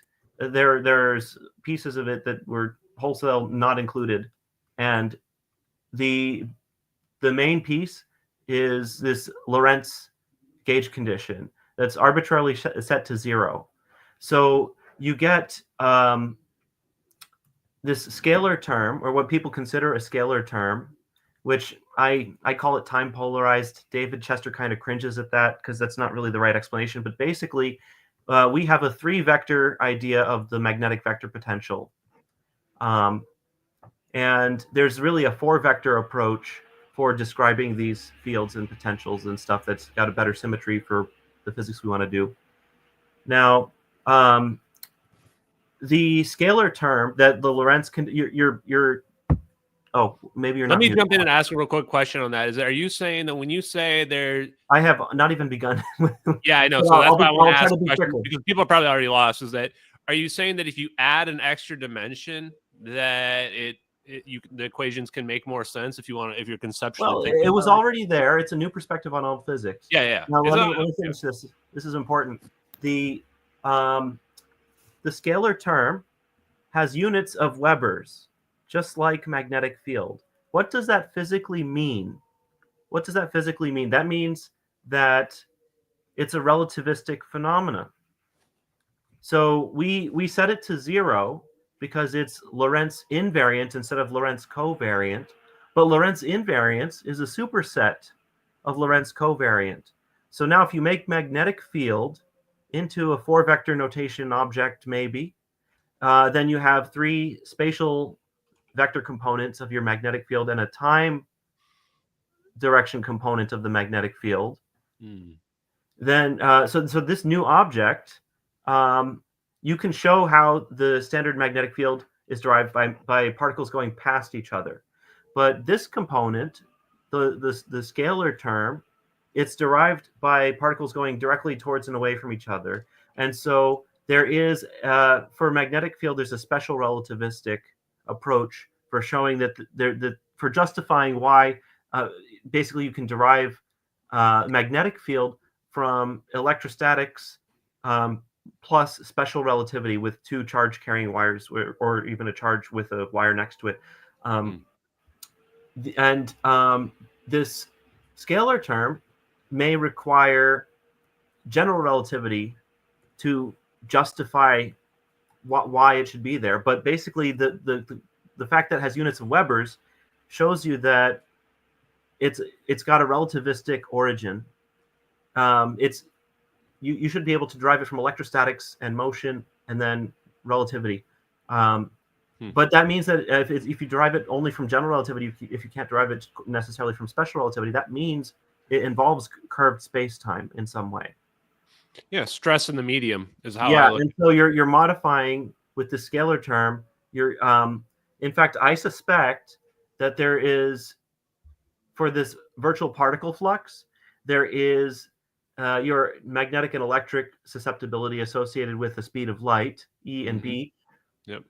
If you have particles with mass, as well as electric charge that are virtual particles, there will be some mass susceptibility. There'll be mass density term almost associated with the vacuum. And you need that for longitudinal waves. When you derive the momentum of a sound wave, for example, you need the particles in between to all have mass, so that and compressibility, so that you get the longitudinal wave.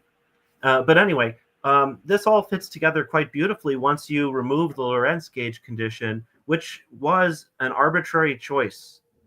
And so when you add it back in there, you get that you have this scalar longitudinal wave, and you have a wave involving just magnetic vector potential or something that Hal Puthoff's talking about.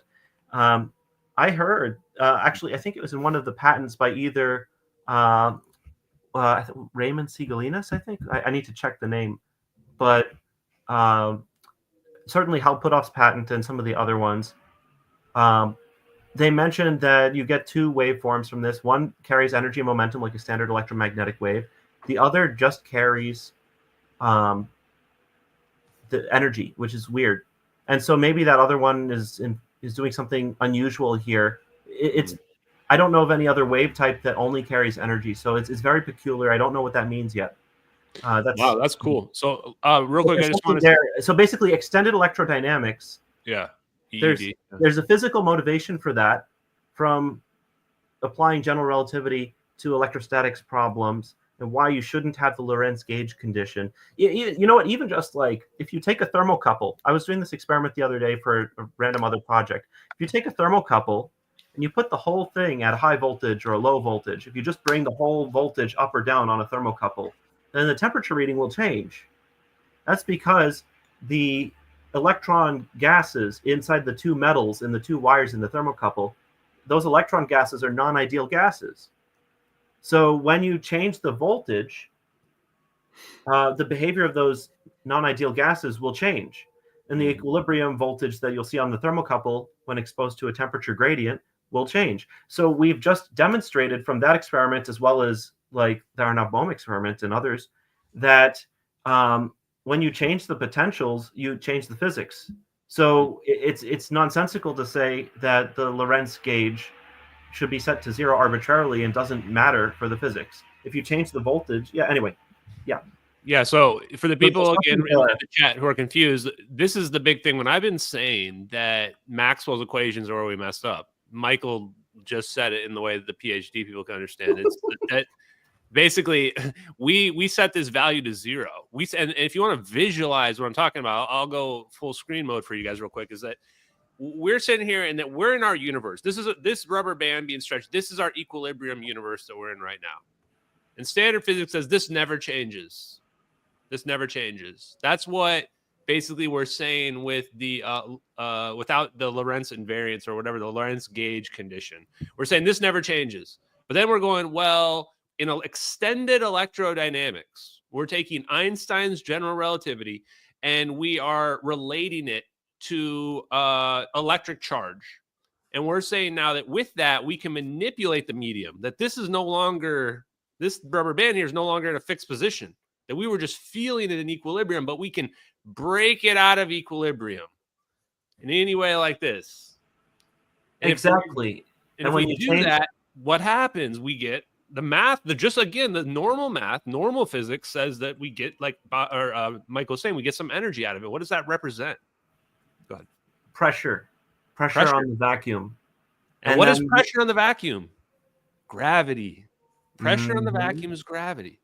Exactly. Yeah. You get gradients in your when you pull a rubber band tighter, you get a higher wave speed along the rubber band. Mm-hmm. Or if you pull it less tight, you get lower wave speed. That's red shift and blue shift, right? Gravity does, but yeah, there you go. Simple as anyways, the point I was trying to make is this extended electrodynamics. It has a lot of physical motivation for it, and it may describe the exotic vacuum objects.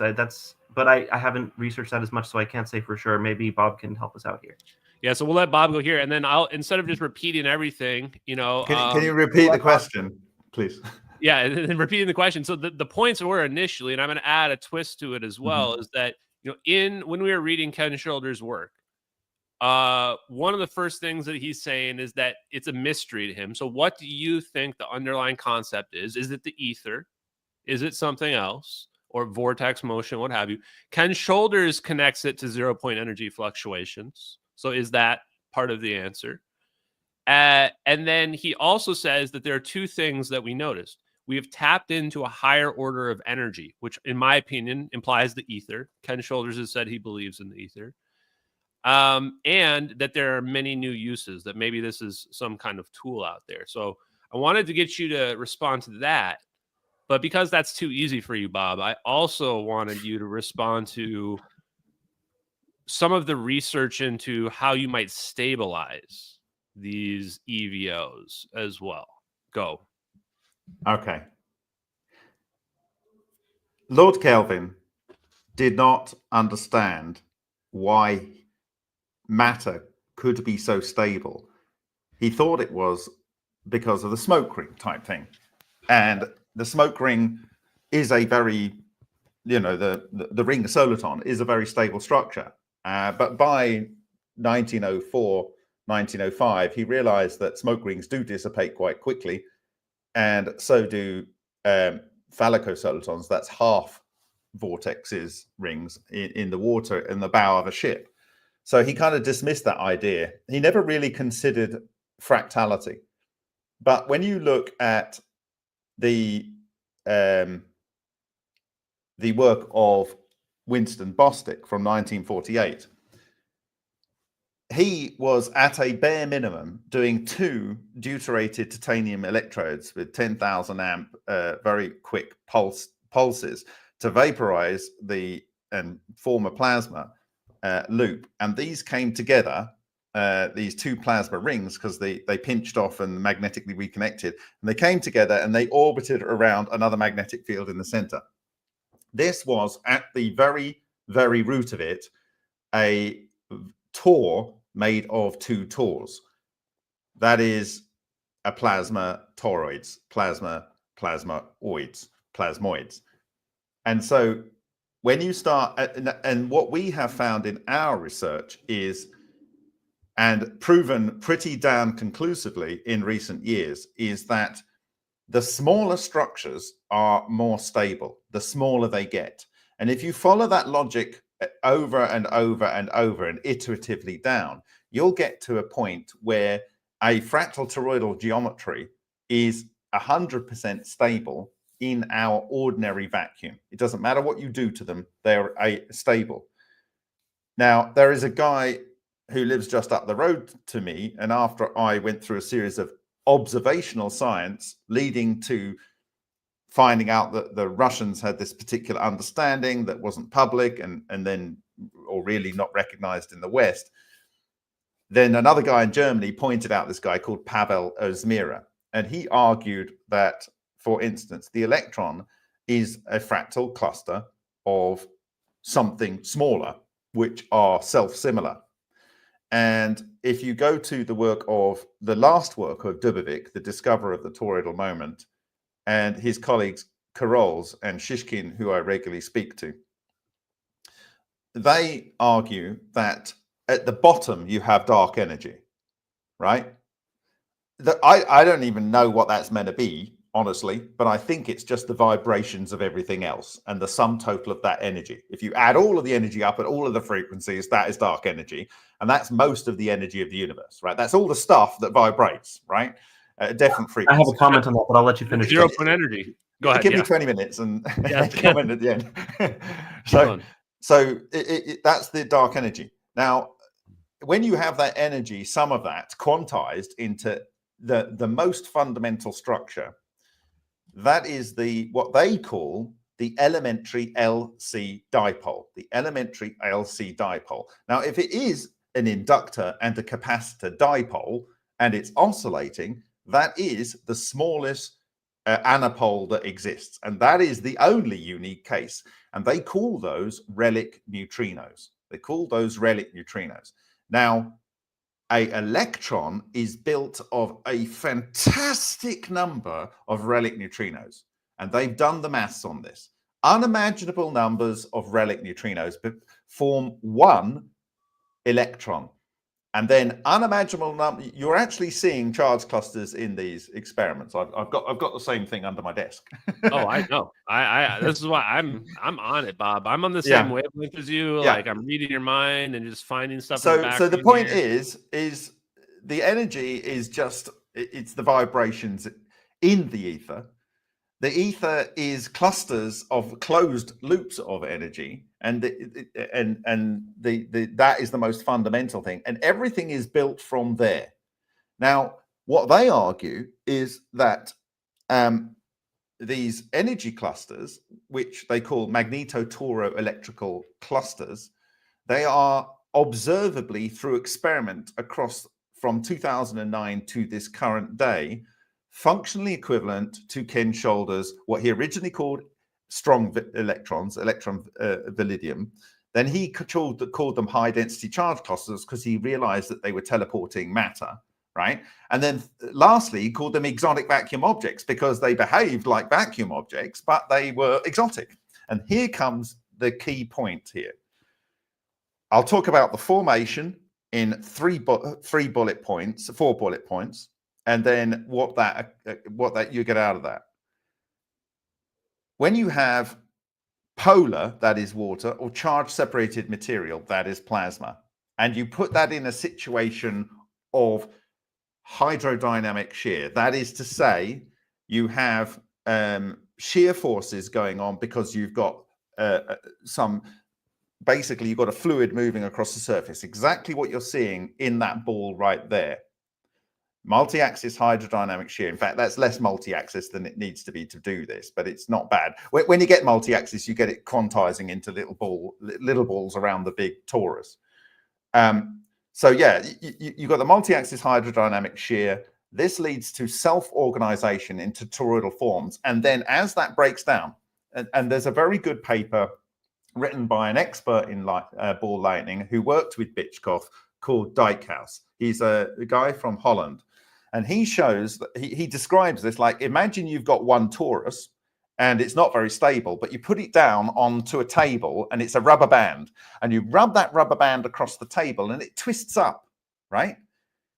Now, if each of those twists then kinks and breaks off into a little torus, we now know, and we know that this is more stable. Now we give it more shear and it twists off and it goes into another little torus, and this rinse repeats, and it happens at a fantastically fast rate with the hydrodynamic shear. And then these all link together initially through the magnetic moment of the very smallest quanta, and all the way up through the toroidal moment to the very largest quanta. So you end up with a stable exotic vacuum objects, plasma toroids, in the form of a plasmoid, and it is comprised of a fantastic number of very small, very stable things. Okay, so one, multi-axis hydrodynamic shear in a polar or charge-separated material, such as water or plasma, will lead to fractal electrodynamic structures which possess fractal toroidal moments a disruption zone. This is an area where the tornado comes out. It spins the ether so much so and pulls it in so much that it causes matter to fall apart. And it literally causes matter to fall apart in these quantized hexagonal vortices. And we've shown that actually in experiment. And then areas of change permitivity. The phase.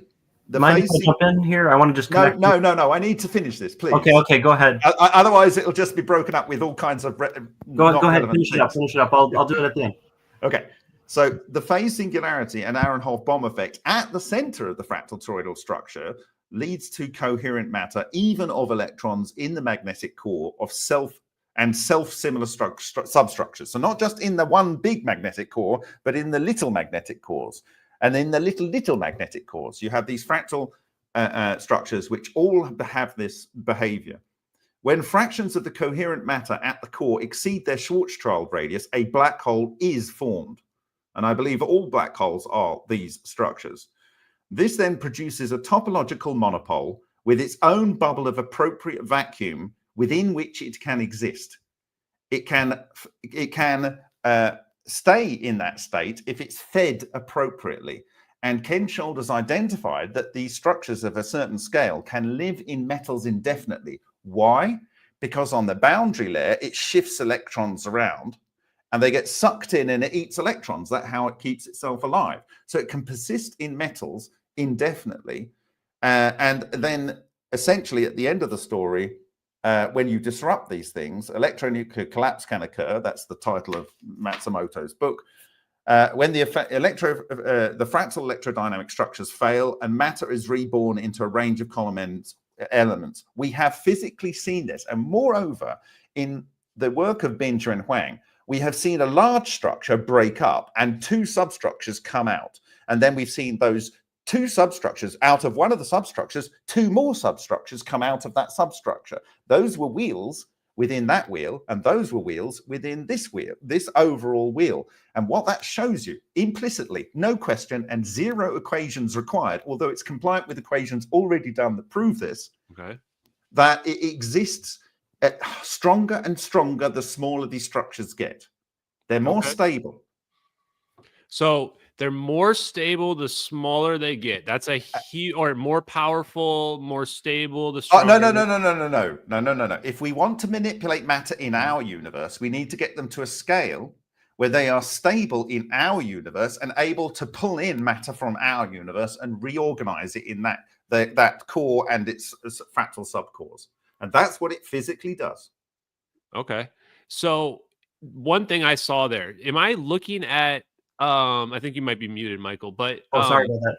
Yeah, real quick, I'll let you jump in a second, Michael. I just had one follow-up, which is when I was looking at that image, and I'm seeing this self-organization. I clearly am looking at self-organization. That is self-organization, but really it's not much better than a smoke ring. It's not much better than a smoke ring. It starts to get better. It actually, when it breaks up into the beads, it starts to look exactly like the front cover image of Wheeler's Guillon's paper, the 1954 paper. That's literally the drawing on his. Am I looking at negative entropy there? Like, am I not looking at just natural? Neg entropy is self-organization. So yes, you are. It's a self-organizing process. Now, where does the free energy come from? The truly free energy. What you are trying to do in free energy, and I don't just mean gaining more energy returned over energy invested. When you're talking about really free energy, you are going to need to do what the atom itself does in our ordinary vacuum state. And what is that? According to Shishkin, Scrolls, and Dubovik, there are three components to matter. There is the electrons, the nuclei, and a condensed cluster of radial neutrinos. It's called an energy soliton. This is a magnetotoroelectrical cluster. They are in all matter. They're 2,000 to 4,000 times easier to release from hydrogen isotopes and any other element beyond lithium. Lithium is basically the end of the line to release these things. And every single one of those from one hydrogen atom can release nearly 10 to the 11 born electrons. That is called hidden energy within matter. It has no charge. It doesn't express its mass. But this cluster pulls in the ether, the relic neutrinos are all at 1.97 kelvins universe-wide. That means they're not at absolute zero. They actually have some kinetic energy, and there's a lot of them. And the atom breathes. It takes a little bit of energy out, and it keeps those electrons in orbit, at the right orbit. If there's too much energy, it sheds that energy back into the condensate. So they breathe energy in and out. Now, what you do with an exotic thought, because I want to go at a different topic on relic neutrinos, but I want to let Michael respond to that after. No. I need to finish the last part of that argument, and we're done. Okay, because that's a normal vacuum object, a normal atom maintaining its stability, maintaining its non-radiating boundary, right? Mm-hmm. In an exotic vacuum object, you are literally creating the same kind of structure as an ordinary electron and proton, even an atom, but you're creating it at an exotic state in our vacuum. And for it to survive, it needs to, one, create its non-radiating boundary. Inside that non-radiating boundary, it has to have a different space-time, and it needs to have this little arse where it sucks in ordinary matter from our vacuum state, extracts energy from it to keep it operational, and spits out the balance. And that's how it works, in my view. That would be much more powerful than fission or fusion. That you could just take. It's unlimited at any point in the universe. Any old matter, yeah, or even the relic neutrinos, maybe. And this is what was written in a CIA released document in 2017. I reconstituted this because they didn't think it was valuable. It was a newspaper article when scientists were defunded en masse in 1992. Oh, I'd love to see that article. It was people on the peripheral of the energetics program, and they said, this is 1992. They said, this is the same as the process as that cold fusion thing that they're talking about in America, right? This is what I wanted to get to. Let me jump in here. Well, I still have the hidden energy from matter. So I'm really glad we got this chance to talk, Bob, and I got a chance to listen very closely to what you're saying, because I think I'm starting to be able to connect this to the existing physics, which is precisely what my criticism at the start is just connecting it to the existing stuff. So when we have shear in a superfluid, like superfluid helium can only take a certain amount of shear before it becomes an ordinary fluid. So there's that might be something to do with the fact that it warms up. Well, this is what's causing the non-ordinary vacuum state. You're taking, so even just actually before we even get to that, just when they have like gamma rays and things, the gamma rays never really spontaneously break into electron-positron pairs. You need to hit a plasma with those gamma rays in order to get the Bright-Wheeler process to happen. You need matter to be there. You're thinking about this too complicated. I'll tell you where there's a non-ordinary vacuum state. You need matter to be there. Let Michael finish. Okay. Yeah, you need matter to be there in order for those gamma rays to turn into electron-positron pairs. Yeah. This has been shown many times over. Like the standard model, you would generally expect, okay, a high enough energy gamma ray should be able to spontaneously fission into an electron-positron pair, but you never really see it happening. I don't think it's been shown to happen, if I recall from the literature, but don't quote me on that yet. That could still happen. Someone could figure out a clever way. But the important thing here is when you take an ordinary superfluid and you apply an extreme shear to that, and this is why you see in a lot of these like free energy devices, you see you have magnetic coils with opposite windings or opposite current flowing through them very close together. This creates a region inside there where you have zero magnetic field, but also zero magnetic vector potential. But what's not zero is something called the Hertz potentials and the Whittaker potentials. And so those Hertz and Whittaker potentials are, roughly speaking, associated with the axions and dilitons, which are the two types of excitations that you can have in superfluids. I'll take a look at that book later. Yeah, that sounds. You won't. Oh, it's rare to find. You get it online. Okay. Anyway, so, but what I'm saying here is like, all of these free energy devices I've seen, they have boundary layers with high, which would be applying high relativistic shear to the vacuum. And under those conditions, it makes sense if the vacuum is some sort of superfluid medium that high shear would break the usual behavior of the vacuum, and it would start behaving like an ordinary fluid or a different fluid. And then everything in the vacuum that's interacting with the vacuum would start to exhibit a different behavior. So that's starting to make sense to me from the it's like a bubble, from right? analogy Like with existing physics. The other thing I just wanted to mention, the dark energy and dark vacuum, dark matter. Dark energy and dark matter are they're epicycles. They're epistemological epicycles. Like before we switched from geocentric to heliocentric theory, those will be going away. There are better explanations. There's something called. Oh, I'm glad you said that. Can I share you some slides today? Okay. Hold on. No, we're not going to. No slideshow. This is totally happening. This has never been shared in the West, and it was shared today by Dmitry Baranov today. The world's largest cloud chamber. As well. There is a paper in the West as well. The interior Schwarzschild solution. So basically, assuming the universe is a black hole, which if you calculate the matter density and the size and things, yes, the universe is kind of a black hole. From our reference frame, everything else has been falling far away from us, has been falling into the black hole for less time than we have. Assuming we're using light as our means of determining what, like, because we're looking into the past when we're looking at normal light. So we see a redshift because we're falling into the black hole faster than that stuff is. That's why we see a redshift. And the dark energy is just the entropy increase in that.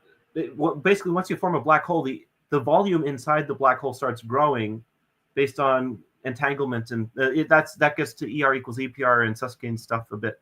Anyway, that's all I wanted to to mention there. Oh, can I respond to the fact it's my turn. It's my turn. I've waited. Listen to both of you. It's not going to take very long. We're trying to wrap it up before 2 hours. I mean, yeah, and we're going to end up on my 2 hour limit. That's fine. But I'll let you guys get out here pretty soon.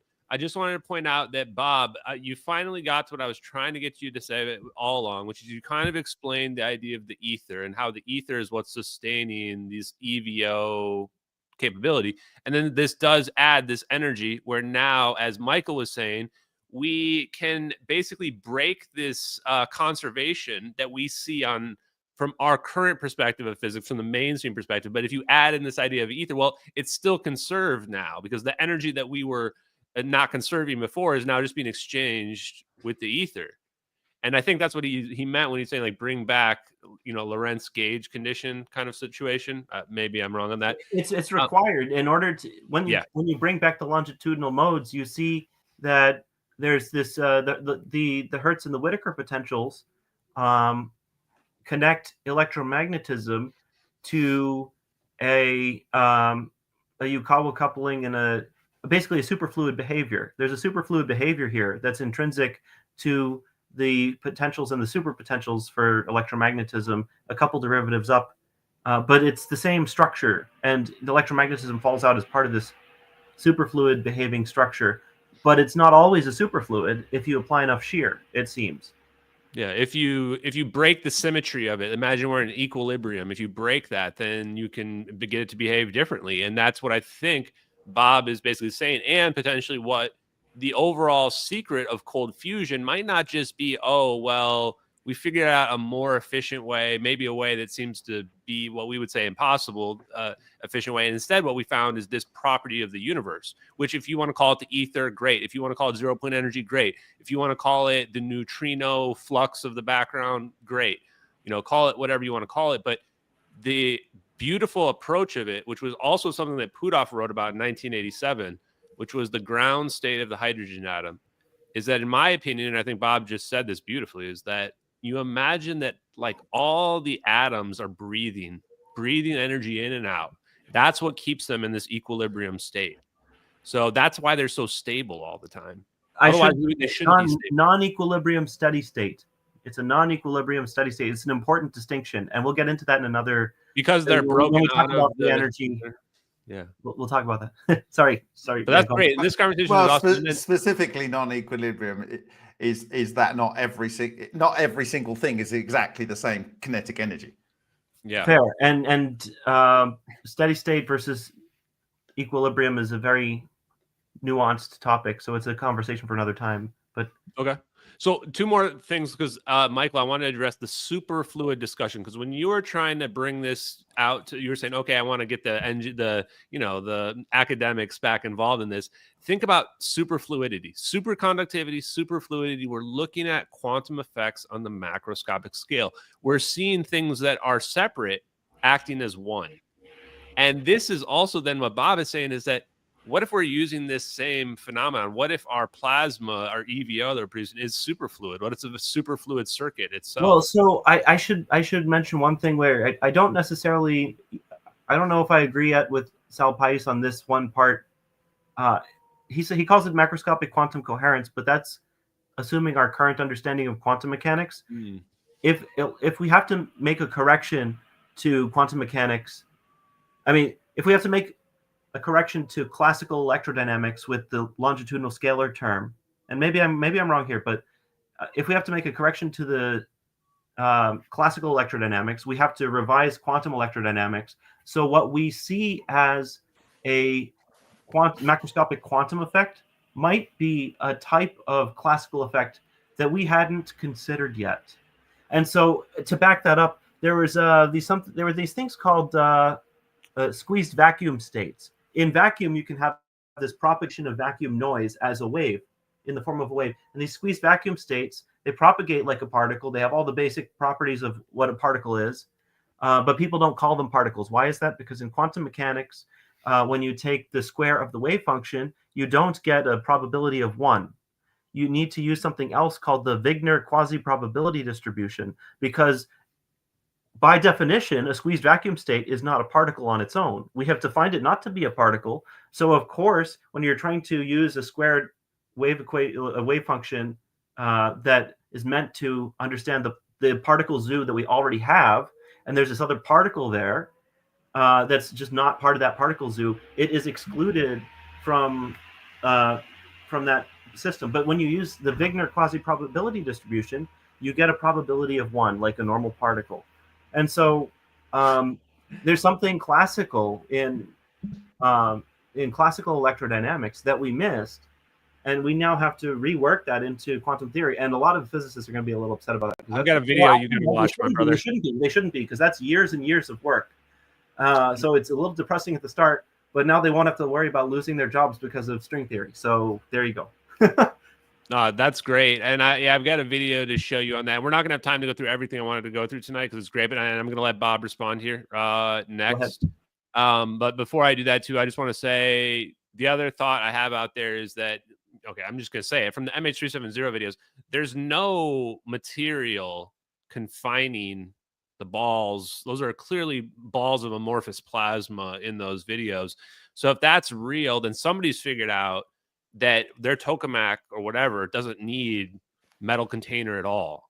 And that gives credit to the idea that Bob is saying, is that somehow they figured out a way with just waves alone to stabilize it into a sphere where the energy is not able to radiate outwards. Otherwise, a ball of plasma should just dissipate out like fire does or something, right? And disappear. Or lightning, like lightning does. Okay, go ahead, Bob. Well, I do agree that there's going to need to be jobs for people in string theory, because string theory is just a monumental waste of billions and billions and decades of people's intellectual capacity. They're welcome in condensed matter physics. It's my time. Okay. It has 10 dimensions, and like they're the easy versions. And you don't need anything more than the dimensions we know and can feel and touch in the exotic vacuum object theory. It just needs nothing else, and everything is explained, right? So you don't need to make new dimensions. In terms of neutrinos, I'm literally looking at something that's never been made public in the West, right in front of my screen. And it took 27 megawatts of power and a 70 giga-electron volt protons. And this chamber is just amazing. And so you said no presentation, so I'll do it some other time. But this has never been seen outside Russia, and because it was Alexander Parkhomov's celebration birthday, he's 80. He was on the end, but they celebrated it today, the Russian community. I got to see this. Very much so. 100% neutrinos are a real thing. I'm sorry you haven't got to see them, right? Or you didn't have the capability to detect them in the West, but they have been detected, right?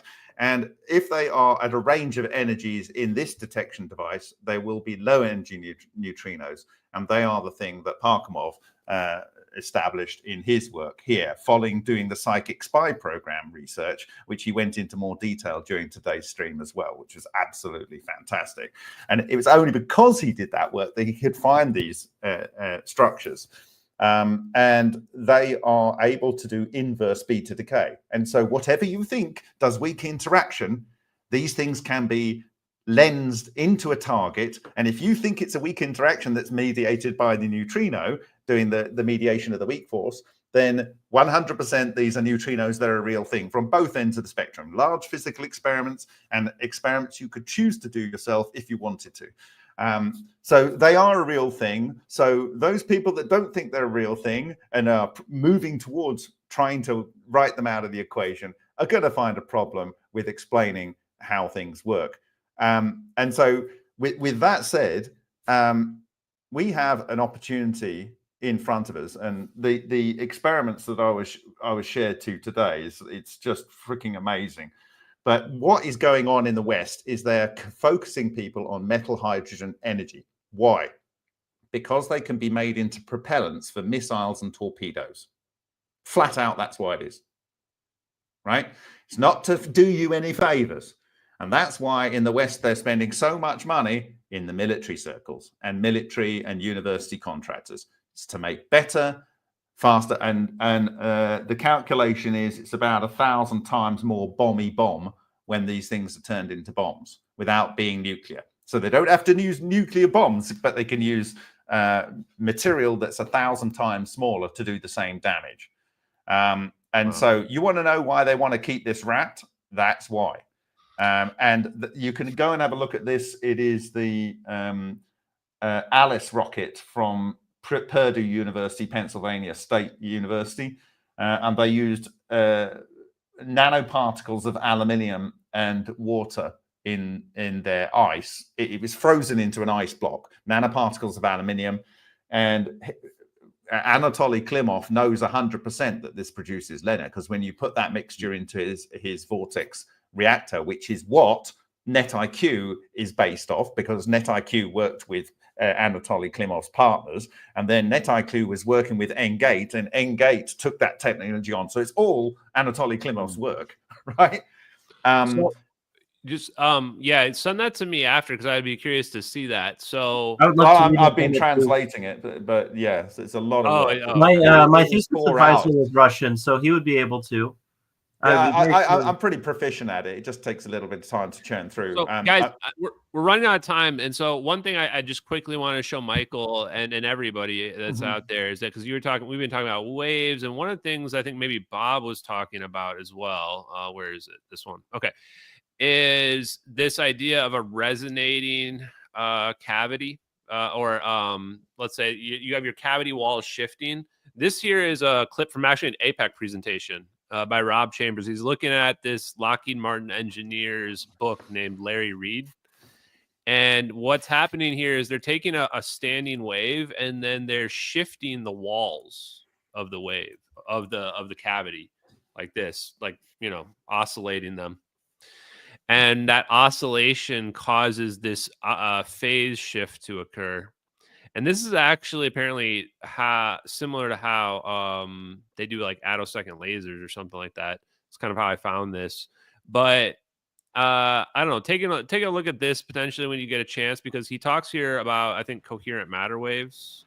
Yeah, that's that book with the cover with that has the squeezed vacuum states in it. That book, or this is the squeezed vacuum state thing right here, because this is what squeezed vacuum state. That's what he's doing, right? Is kind of. The idea of a squeezed vacuum state is you're just squeezing the vacuum and therefore changing the modes. Well, what he's got here, with the descriptions of pushing the boundaries, that's called a parametric interaction, or possibly you're messing with the boundary conditions for is different than a parametric thing, maybe. But yeah, I mean, Anyway, this phase conjugation was described by Tom Bearden and many others. I'm still figuring out what they were talking about to some extent. I'm not sure it's the just final. overlapping waves, constructive and deconstructive interference. Just Yeah, go yeah. Look, So if you look at the 1950s explanation by Piotr Kapitsa of the formation of ball lightning. He says microwaves come down, reflect from the ground, they produce a standing wave, and because they're reflecting, it's phase conjugated. And he says transverse to the standing wave, you get the formation of the energy structure that produces ball lightning. That's exactly what we do in our ultra experiments, but with sound. Yeah.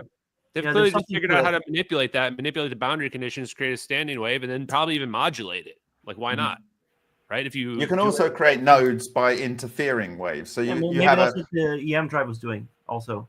Yeah, and in fact, this mentions the EM drive. That presentation, I'll put it in the chat. We're going to review it on one of my next slides. You need a nonlinear medium to do phase conjugation properly. That's the thing. They were so like a lot of these early experiments, they were studying longitudinal waves and things, and they were just using electromagnetic coils and capacitors.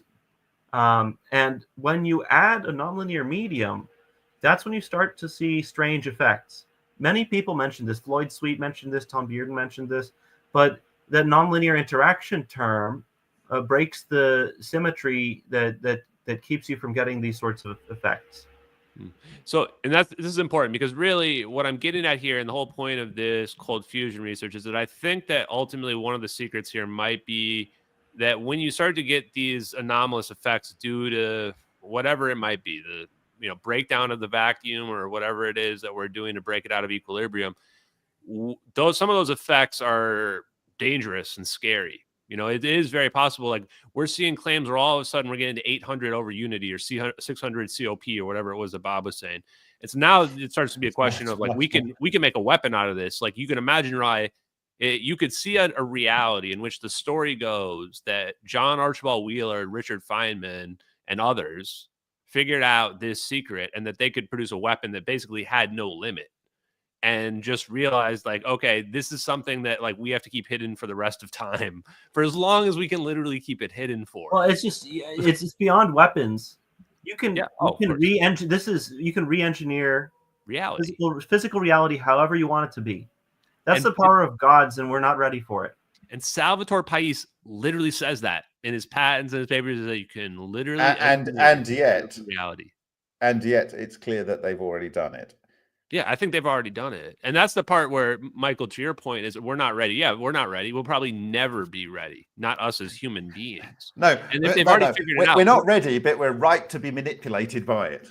And this is exactly what I wanted to transition into for our last topic, which is, how do we get it out? And do we get it out? Because now I'm talking to two people who can understand the implications. Most people, I see this stuff in the MH370 videos, and in my mind, I go, why can't that just get bigger? And the answer is it can, because it's scale invariant. And so you look at that and you go, okay, there's no limit. We can make a big bang, right? Well, I know. Can I go first on this one? Oh, yeah. Sure. Right. We already use it since the 1920s in electro-wire discharge machining. Okay, it produces these spherical balls that are able to cut even up to tungsten carbide using just deionized water. That is your dielectric through which the spheres form, and as a source of hydrogen, and a 300 micron wide. That's a wire that's 1/3 of a millimeter. You're able to cut through, for instance, even tungsten carbide. So, and when you look at that under the microscope, it was never explained, and I was able to explain it in literally 90 seconds from looking at under the microscope. In the case of HHO cutting, we've proven that it produces these clusters that can transmute matter. We did that in 2019 in Japan. When you do HHO cutting, you can go and see these videos in China where they used HHO or Brown's gas. The plasma is coming down, it's very close to the metal, and it produces these extreme hydrodynamic shears. It produces the coherent matter, and it will cut through 1/2 meter of steel very, very cleanly. So there's two methods directly, which are already used every day in industry. So there are ways this technology can be used that you can go and interact with. Then ultrasound is doing it. So we have a project that I'm supporting called evolabs.io, and several of the things that I've identified, these are patents that have expired of technology. And you know when you're on the right technology because all of these military types pop up and try and attack you. And that happened literally when I was talking about this technology from a guy called Kladov, who was even dismissed by his own Russian counterparts until after he died in 2003. And then they verified that his approach could remediate beta isotopes, which means it's a weak interaction, which means there's some neutrinos involved somewhere, pretty much instantaneously in the hydrowave reactors. And this is in a only partially disclosed, declassified document from 2009 for the Department of Energy. And I've shared those references before. And that was in 2006 and 2009. So this is remediation of nuclear waste. Once you've got remediation of nuclear waste, you can use normal fusion and normal fission rather with impunity, because you can have small nuclear modular reactors everywhere around, and you can run the remediation of these things and the waste that they produce very, very easily. The argument, oh no, we're going to produce a little bit of radioactive waste, what do we do with it? That argument has stopped. And so, you know, that enables unimaginable amounts of energy from, for instance, like thorium. There is so much thorium, for instance, in India alone, in just Kerala alone, there's enough thorium to run India for about 300 years if they replaced all their energy with thorium. So like there's tools, but what you're going to be doing is using cold fusion to fix, or exotic vacuum objects to fix the waste, right? And what Klimov's saying today is basically when you use plasmoids, you always get transmutation, period. And you know, Boulder Rover was on there. We had Savatom over, and they were saying, like, you know, all of our experiments produce these transmutations. So the problem is the West has been so stovepiped with their textbooks and their equations to make sure they can't ever discover this, because they're just bounded by all these very great things that they can spend a lot of time writing papers on, like string theory, that they never get anything useful done. Meanwhile, when you actually try this, like garage researchers like Henk Uren did, you know, I visited a guy called Jan Rack in Prague. He's going to be replicating Henk Uren. He worked at CERN. He worked at some of the national labs in the US. He's gone, I never got anything really useful out of that entire part of my career. Now I want to do what you're doing because I can see it works. So we are at a stage where we are taking this for ourselves, and that's how it always had to be. We could never rely on these people to give it to us. Counterpoint, you're not wrong, but how under 5 minutes, how long does the Earth last if we give everyone in the Middle East a neutrino bomb? More than 5 minutes or less than 5 minutes? How long? Well, actually, most people just like to get on with their lives. They just do. They just only like takes one though. That's the problem. That's the problem, right? Like I'm steel manning the deep state argument for why we're not ready for it. Their argument is simply if we give the I'll give you a reason. These things need to be small to be stable, right? And I can tell you, when you make a reactor that works and it runs for a long time, it's going to destroy its environment that it's in. And when you switch it off, it won't work again. That's not making me feel safer. No, I mean, that's a matter of engineering, Bob. That's not a matter. No, it's not. It's not. No, it's not. No, there's no matter that you can make with all the nanotechnology in the world, because you're going to be making all that nanotechnology out of ordinary baryonic matter, which has a lower binding energy than an exotic vacuum object's boundary layer. And so it always vanquishes any ordinary matter. It's not a matter of opinion. You're the one who says that you can put an object in your little toroidal structure and teleport it. You said that there's a safe zone. There is a safe zone inside, yes. Oh. I'm talking about the boundary. When you make a reactor to produce energy, you cannot bound it in something in ordinary matter. You can use fields, but the fields have to be bound in something. And what this does is it chucks out these substructures periodically, which are very hard to contain. And that's what's melting tungsten and lithium on the inside of tokamaks. And they know that, right? They just won't admit it. They did have one of the researchers we work with go to CERN to tell them, oh, this looks a bit like LENR experiments. And so they know that. But it will destroy the reactor. But you can get a reactor to run almost forever. You don't think we can destroy it? You think that we can't make something? One, it's already been done. Two, when it's operational, as long as you keep it operational, it bounds itself. You Hold also on, one said at a it's time. like 1,000 times more powerful than a nuke. So like, it No, can't no, be no, no, both. no, no, no, no, no, no, no. You keep it bound at a quantized level, and it has You its can't own expect everyone. boundary. Like, if you have some crazy person who wants to blow up the world, like they're not going to listen to that. You need everyone to be trustworthy. I know already a bunch of people who have these devices working in their houses. They sell them even, if you know where to look. I wouldn't say where it necessarily, but like Put them on the full screen, chat. that's because they are trusted. Show me the money, mate. Show me the money. Flip this chat. That's Don't talk because the talk. that's because they are trusted to an extreme degree with these technologies. Oh yeah. So like, and they. I'm sorry they, if you're an also ran who said I had something. I just don't believe it. I just don't believe it. Right, Bob, you're the one to say you don't believe it. No. I'm the one to say that if someone says they've got it in their house, I don't believe it. Show me it. Show me it, because I've seen. No, I'm Everyone just tell saying. you I'm just show saying me that like, Okay, go if everyone has, it's like, okay, the gun debate. If you're in the countryside, you need to protect yourself from a bear or a break-in, and the police are 2 hours away, you need a gun. Sure. If you're in the middle of the city in an apartment building with 10,000 other people and 100 of those people are crazy, then any of those people could be crazy and have a gun. That's a different lived environment. If you have the world and then suddenly everyone, including crazy people, can build a nuke in their garage.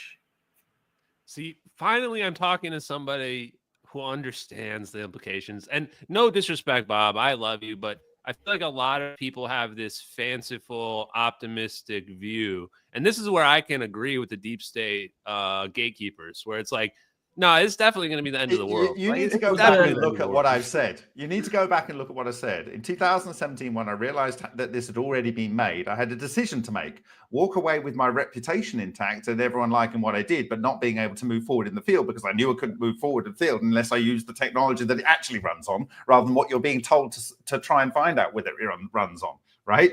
You had to look at what it actually works with.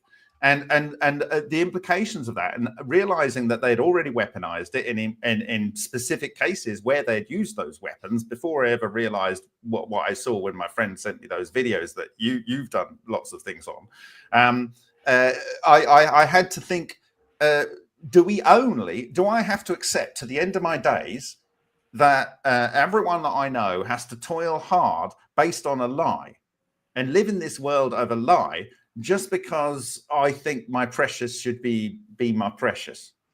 That's right? a good counter argument. It's like, should we just live a lie? I want the because we're afraid of the positivity to power? come out of this, not the negativity. And what I'm talking about is a little reactor that's millimeters across and can produce all the energy for your home.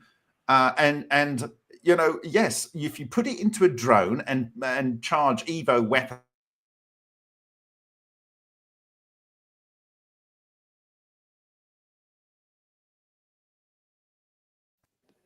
Am I here? Am I Am I back? back? Okay. I'm back. You lost me for a second. What I missed? I just said that Evo weapons is what I heard with the drones. Yeah, so if you had an unlimited energy of any type whatsoever, you're going to have drones that can fly around forever, and they're going to be able to use electromagnetic guns and shoot whatever they want. But so okay, what? All right. So here's the truth. Here's the dark truth. So like basically this is the power of gods, and yes, there we go. Well, we're in for a difficult time the next 20 years. This is legitimately it's an evolutionary bottleneck. But the cat's kind of out of the bag now. The momentum is already building for this. We are a species built upon evolution, and the greatest of wisdom comes from successful adaptation to the greatest of suffering. So it's going to be a rough time, but we can get through this. And I guess Bob's right in a sense, is like, now we have this, we need to learn to live with it. We need to learn to be okay with each other. Ken Shoulders only censored one paper that he wrote in all of the papers he wrote. It's called Disruptor.pdf. He also wrote another treatise on electromagnetic weapons. He says sooner or later, everyone will have electromagnetic weapons. If you have a normal weapon, that weapon will kill you because you'll shoot an electromagnetic weapon at it and it'll cause the munitions in that device to blow up. So you'll be killed by the thing that you're using to try and defend yourself. I guess that's what they call these things. But I mean, you can't trust that everyone in our current situation, in our current society. Okay. Well, they said at first he argues to the whole situation. He says at first they'll try and legislate against it, but it's so easy to do that people will just do it anyway. And sooner or later, everyone will have to have one. Then everyone's on an even. So my view in 2017 was you have an asymmetry in the world, and what you've got is you've got some countries that have got these weapons, and if you have a situation where this country gets replaced by a person who's autocratic and is a little bit mental, you already have the problem you're trying to solve. And they've already got the weapons at the deliverable state. So what are you worried for if you're just giving it to everyone? You're only slightly changing the timeline. That's true. The only people who have used a nuke are the countries that are trying to keep this secret in the first place. So like why do they and that's it. And in a billion years we get engulfed by the envelope of the sun. So it doesn't really matter. There was nothing here to begin with, and there's nothing here in a billion years. When everyone has free energy, they have a lot less reason to fight. But so we have an ultimate destiny, which is be fried by sun, right? Fried by sun. Fried by a black hole super 0 point super. Whatever. But in a billion years, the sun is predicted to engulf us, right? So that is always the end game. So what we need to do is use this technology to become a multi-planetary species. And I would argue multi-galaxy species. And that should be the prize that you should hold on to. Yeah, sure, some stupid people are going to shoot at some stupid people. And if they total the planet, then honestly, it's going to be totaled anyway. And we all die, so get over it. Right? Well, hold on. Yeah. Why even live on a planet if you can live in space? Gravitational well is also an economic barrier. You can't. You don't have enough neutrino flux in your body to keep you functionally alive. Your calcium starts falling apart. All your biological functions start falling. I'll have to look into that. I am interested if you don't have the flux of chi, you cannot live. And you need the planet to live on. And we evolved with the planet we're living on. One thing I want to point out is that I think thinking that we're going to live for another 4 billion years is pretty naive. I'm worried about us surviving for another 25, 30 years. And it's not nuclear winter I'm afraid of. It's total annihilation. I mean, I think you made my arguments for me, which was basically that this technology is going to become ubiquitous, like very quickly. And this is both of you guys, by the way. So that's what you said, Bob. And then Michael's like, yeah, you can't hide it for very much longer. Like people just randomly have free energy devices, but they're trusted with it. So, we let them have it and maybe build it for people who are also trusted. It's crazy that kind of stuff. Yeah, but there's levels. Benjamin Huang has a device that produces 4.6 COP. Klimov has a device that produces 13. We're going to replicate a device that was developed in the 1980s that produces a COP of 13. These things are not earth-shattering, but they're transformational to societies. But they're going to be very, very disruptive to oil-producing nations. The threat actually comes from oil-producing nations rather than terrorists. And if we think they're terrorists, they're not terrorists. They're oil-producing nation-funded terrorists, right? I want to say that I'm just playing devil's advocate in some cases. Obviously, I'm for disclosure. I'm like one of the main people out here pushing for the disclosure of this stuff that I'm also saying can destroy us. I just want us to have an honest and realistic conversation about the dangers of it, because we cannot just brush it off. We all die anyway. The planet will be destroyed ultimately. Right. We need to be able to get off this planet and spread our seed. That's exactly my view as well. Is like, hey, let's just get the technology, try to get out of here before somebody wipes us out. Maybe that's how this has got to play out. Maybe that's why we're here in the first place.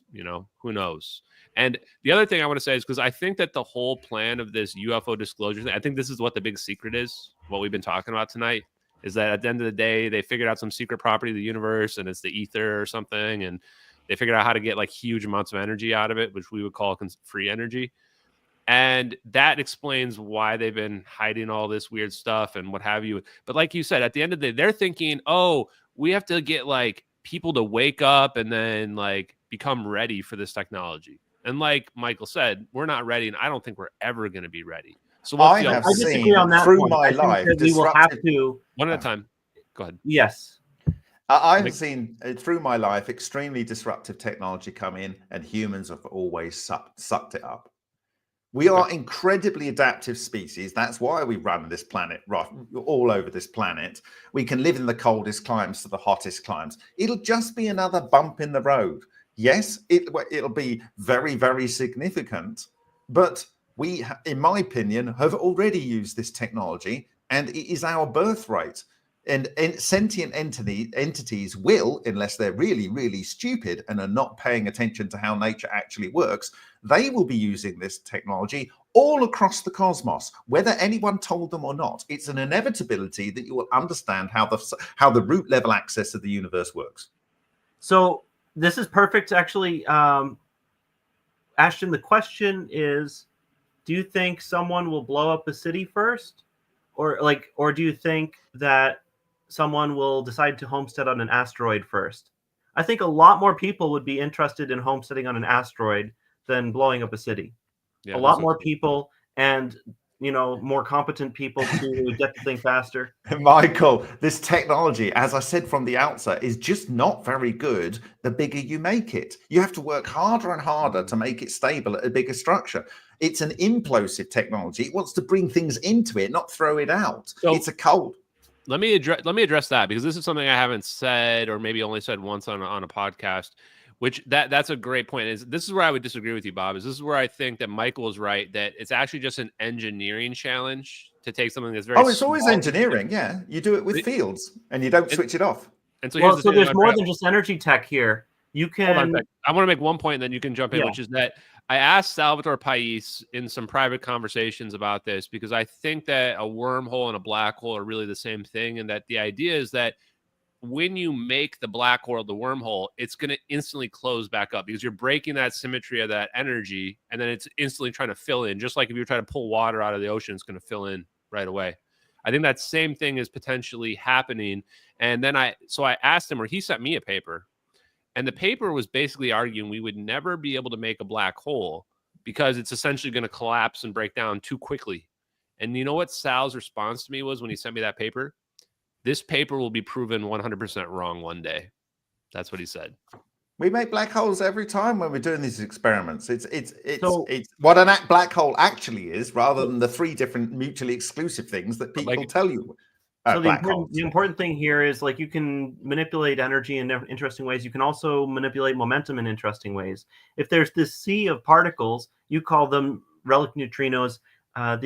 The existing physics community calls them axions and dilatons. Well, axions are clusters of relic neutrinos. Okay, same difference. Same difference. But anyway, so axions in the superfluid context, there's what was it? There's some vortices in the superconductors. I forget the name, unfortunately. But yeah, vorticity in superconductors. You can look into it. And superconductors and superfluids, they have two behaviors. They have these quantized vorticities, and you have Bogoliubov waves, which are like the squeezed vacuum states. Currently known as fluxons or Abrikosov vortices. Abrikosov vortices. Thank you. Yes, that's the one. But yeah, you have these two properties of superfluids in the vacuum, and these are giving you, I think, the exotic vacuum states, or allowing these to happen within the extended electrodynamics framework.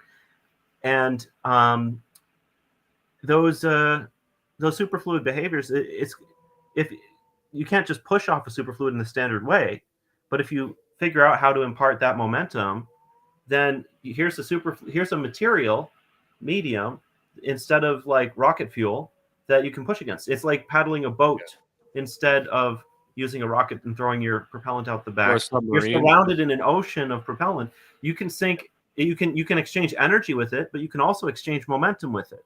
Large amounts of momentum. Anyway, so talking about being in a something, put yourself in this imaginary. Just do this thought experiment with me. Imagine yourself inside a proton. What makes that stable? What is the space that you're looking at when you're sitting inside that proton? And in theory, in our vacuum, it's stable for all of time. Right? It is its own little space-time bubble, and it doesn't radio electromagnetic waves. Yes, it has a charge, but it doesn't radiate electromagnetic waves.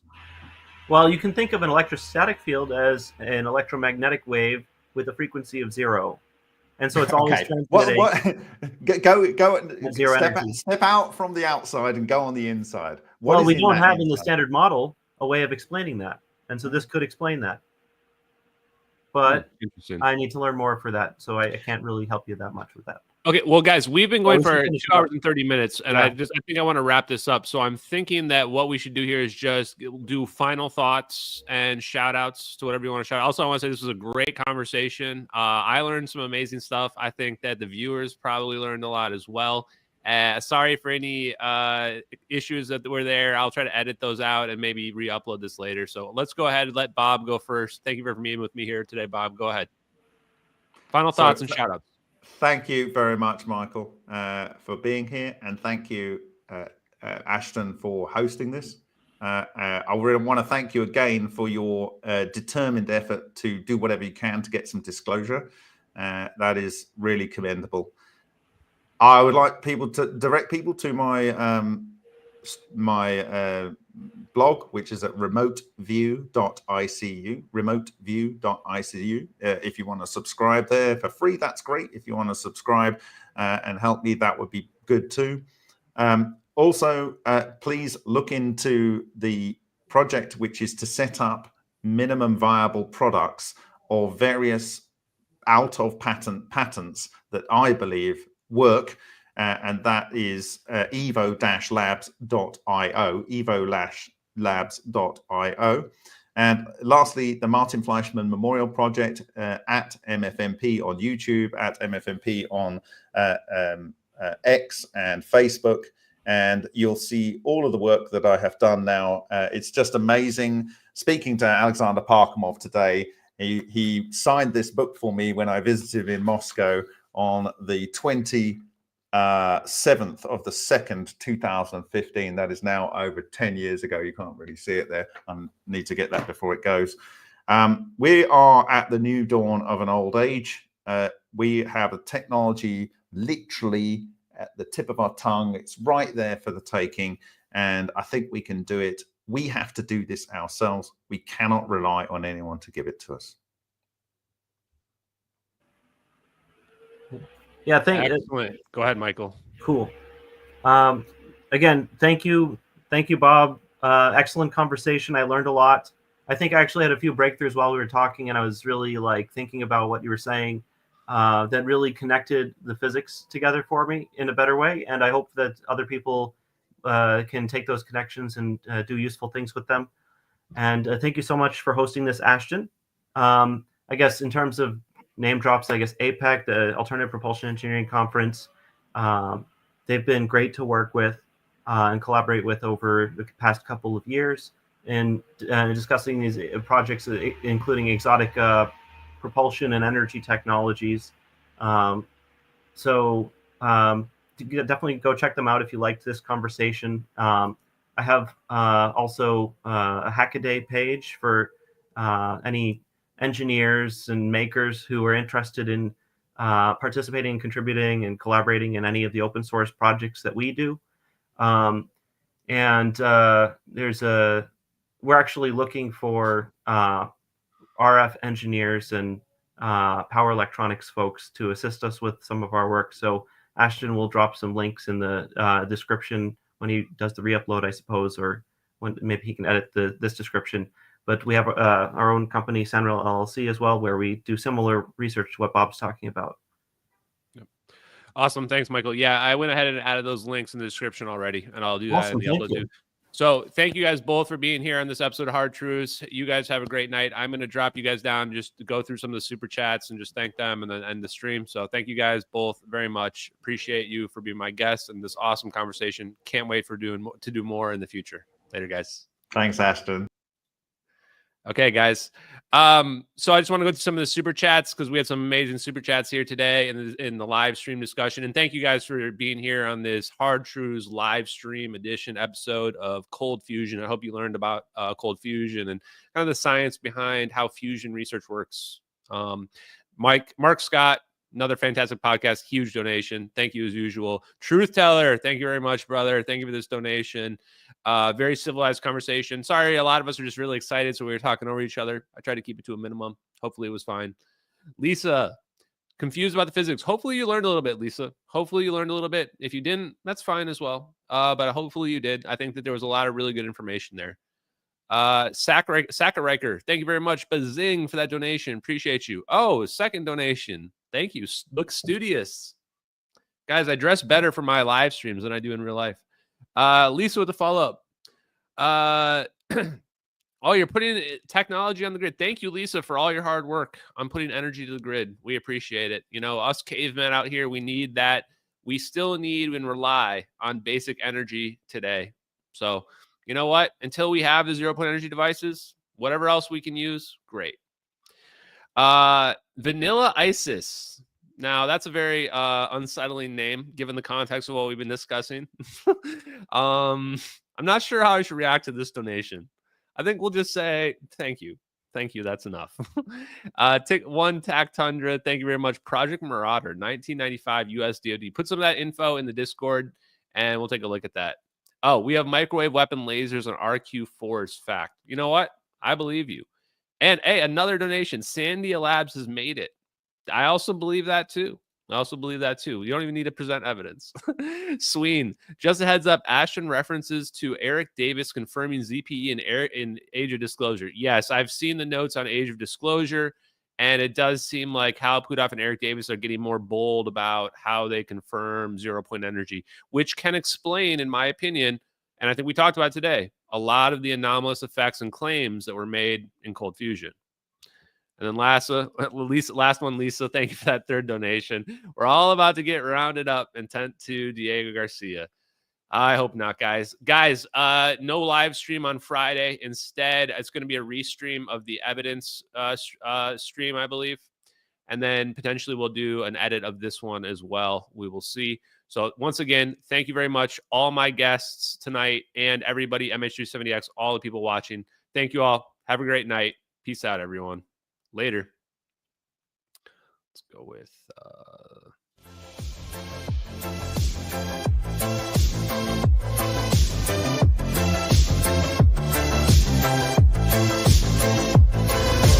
infrared eyes, scanning the black, tracking the heat, never turning back. Control 22, a covert gaze. Control 33, in the cosmic maze. Controls in the mix, secrets untold. Silent watchers, brave and bold. In the shadows, they silently glide, protecting our interests, far and wide. As Spears, sentinel of the night, watching over with infrared sight, alerting us to threats afar, guiding our defenses like a guiding star. In the silence of space, they keep their post, shields unseen yet feared the most. With precision and speed, they warn of danger, keeping us safe from the missile's anger.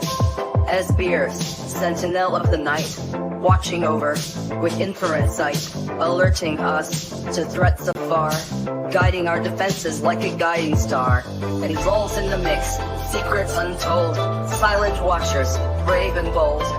In the shadows, they silently glide, protecting our interests, far and wide. As Beers, sentinel of the night, watching over with infrared sight, alerting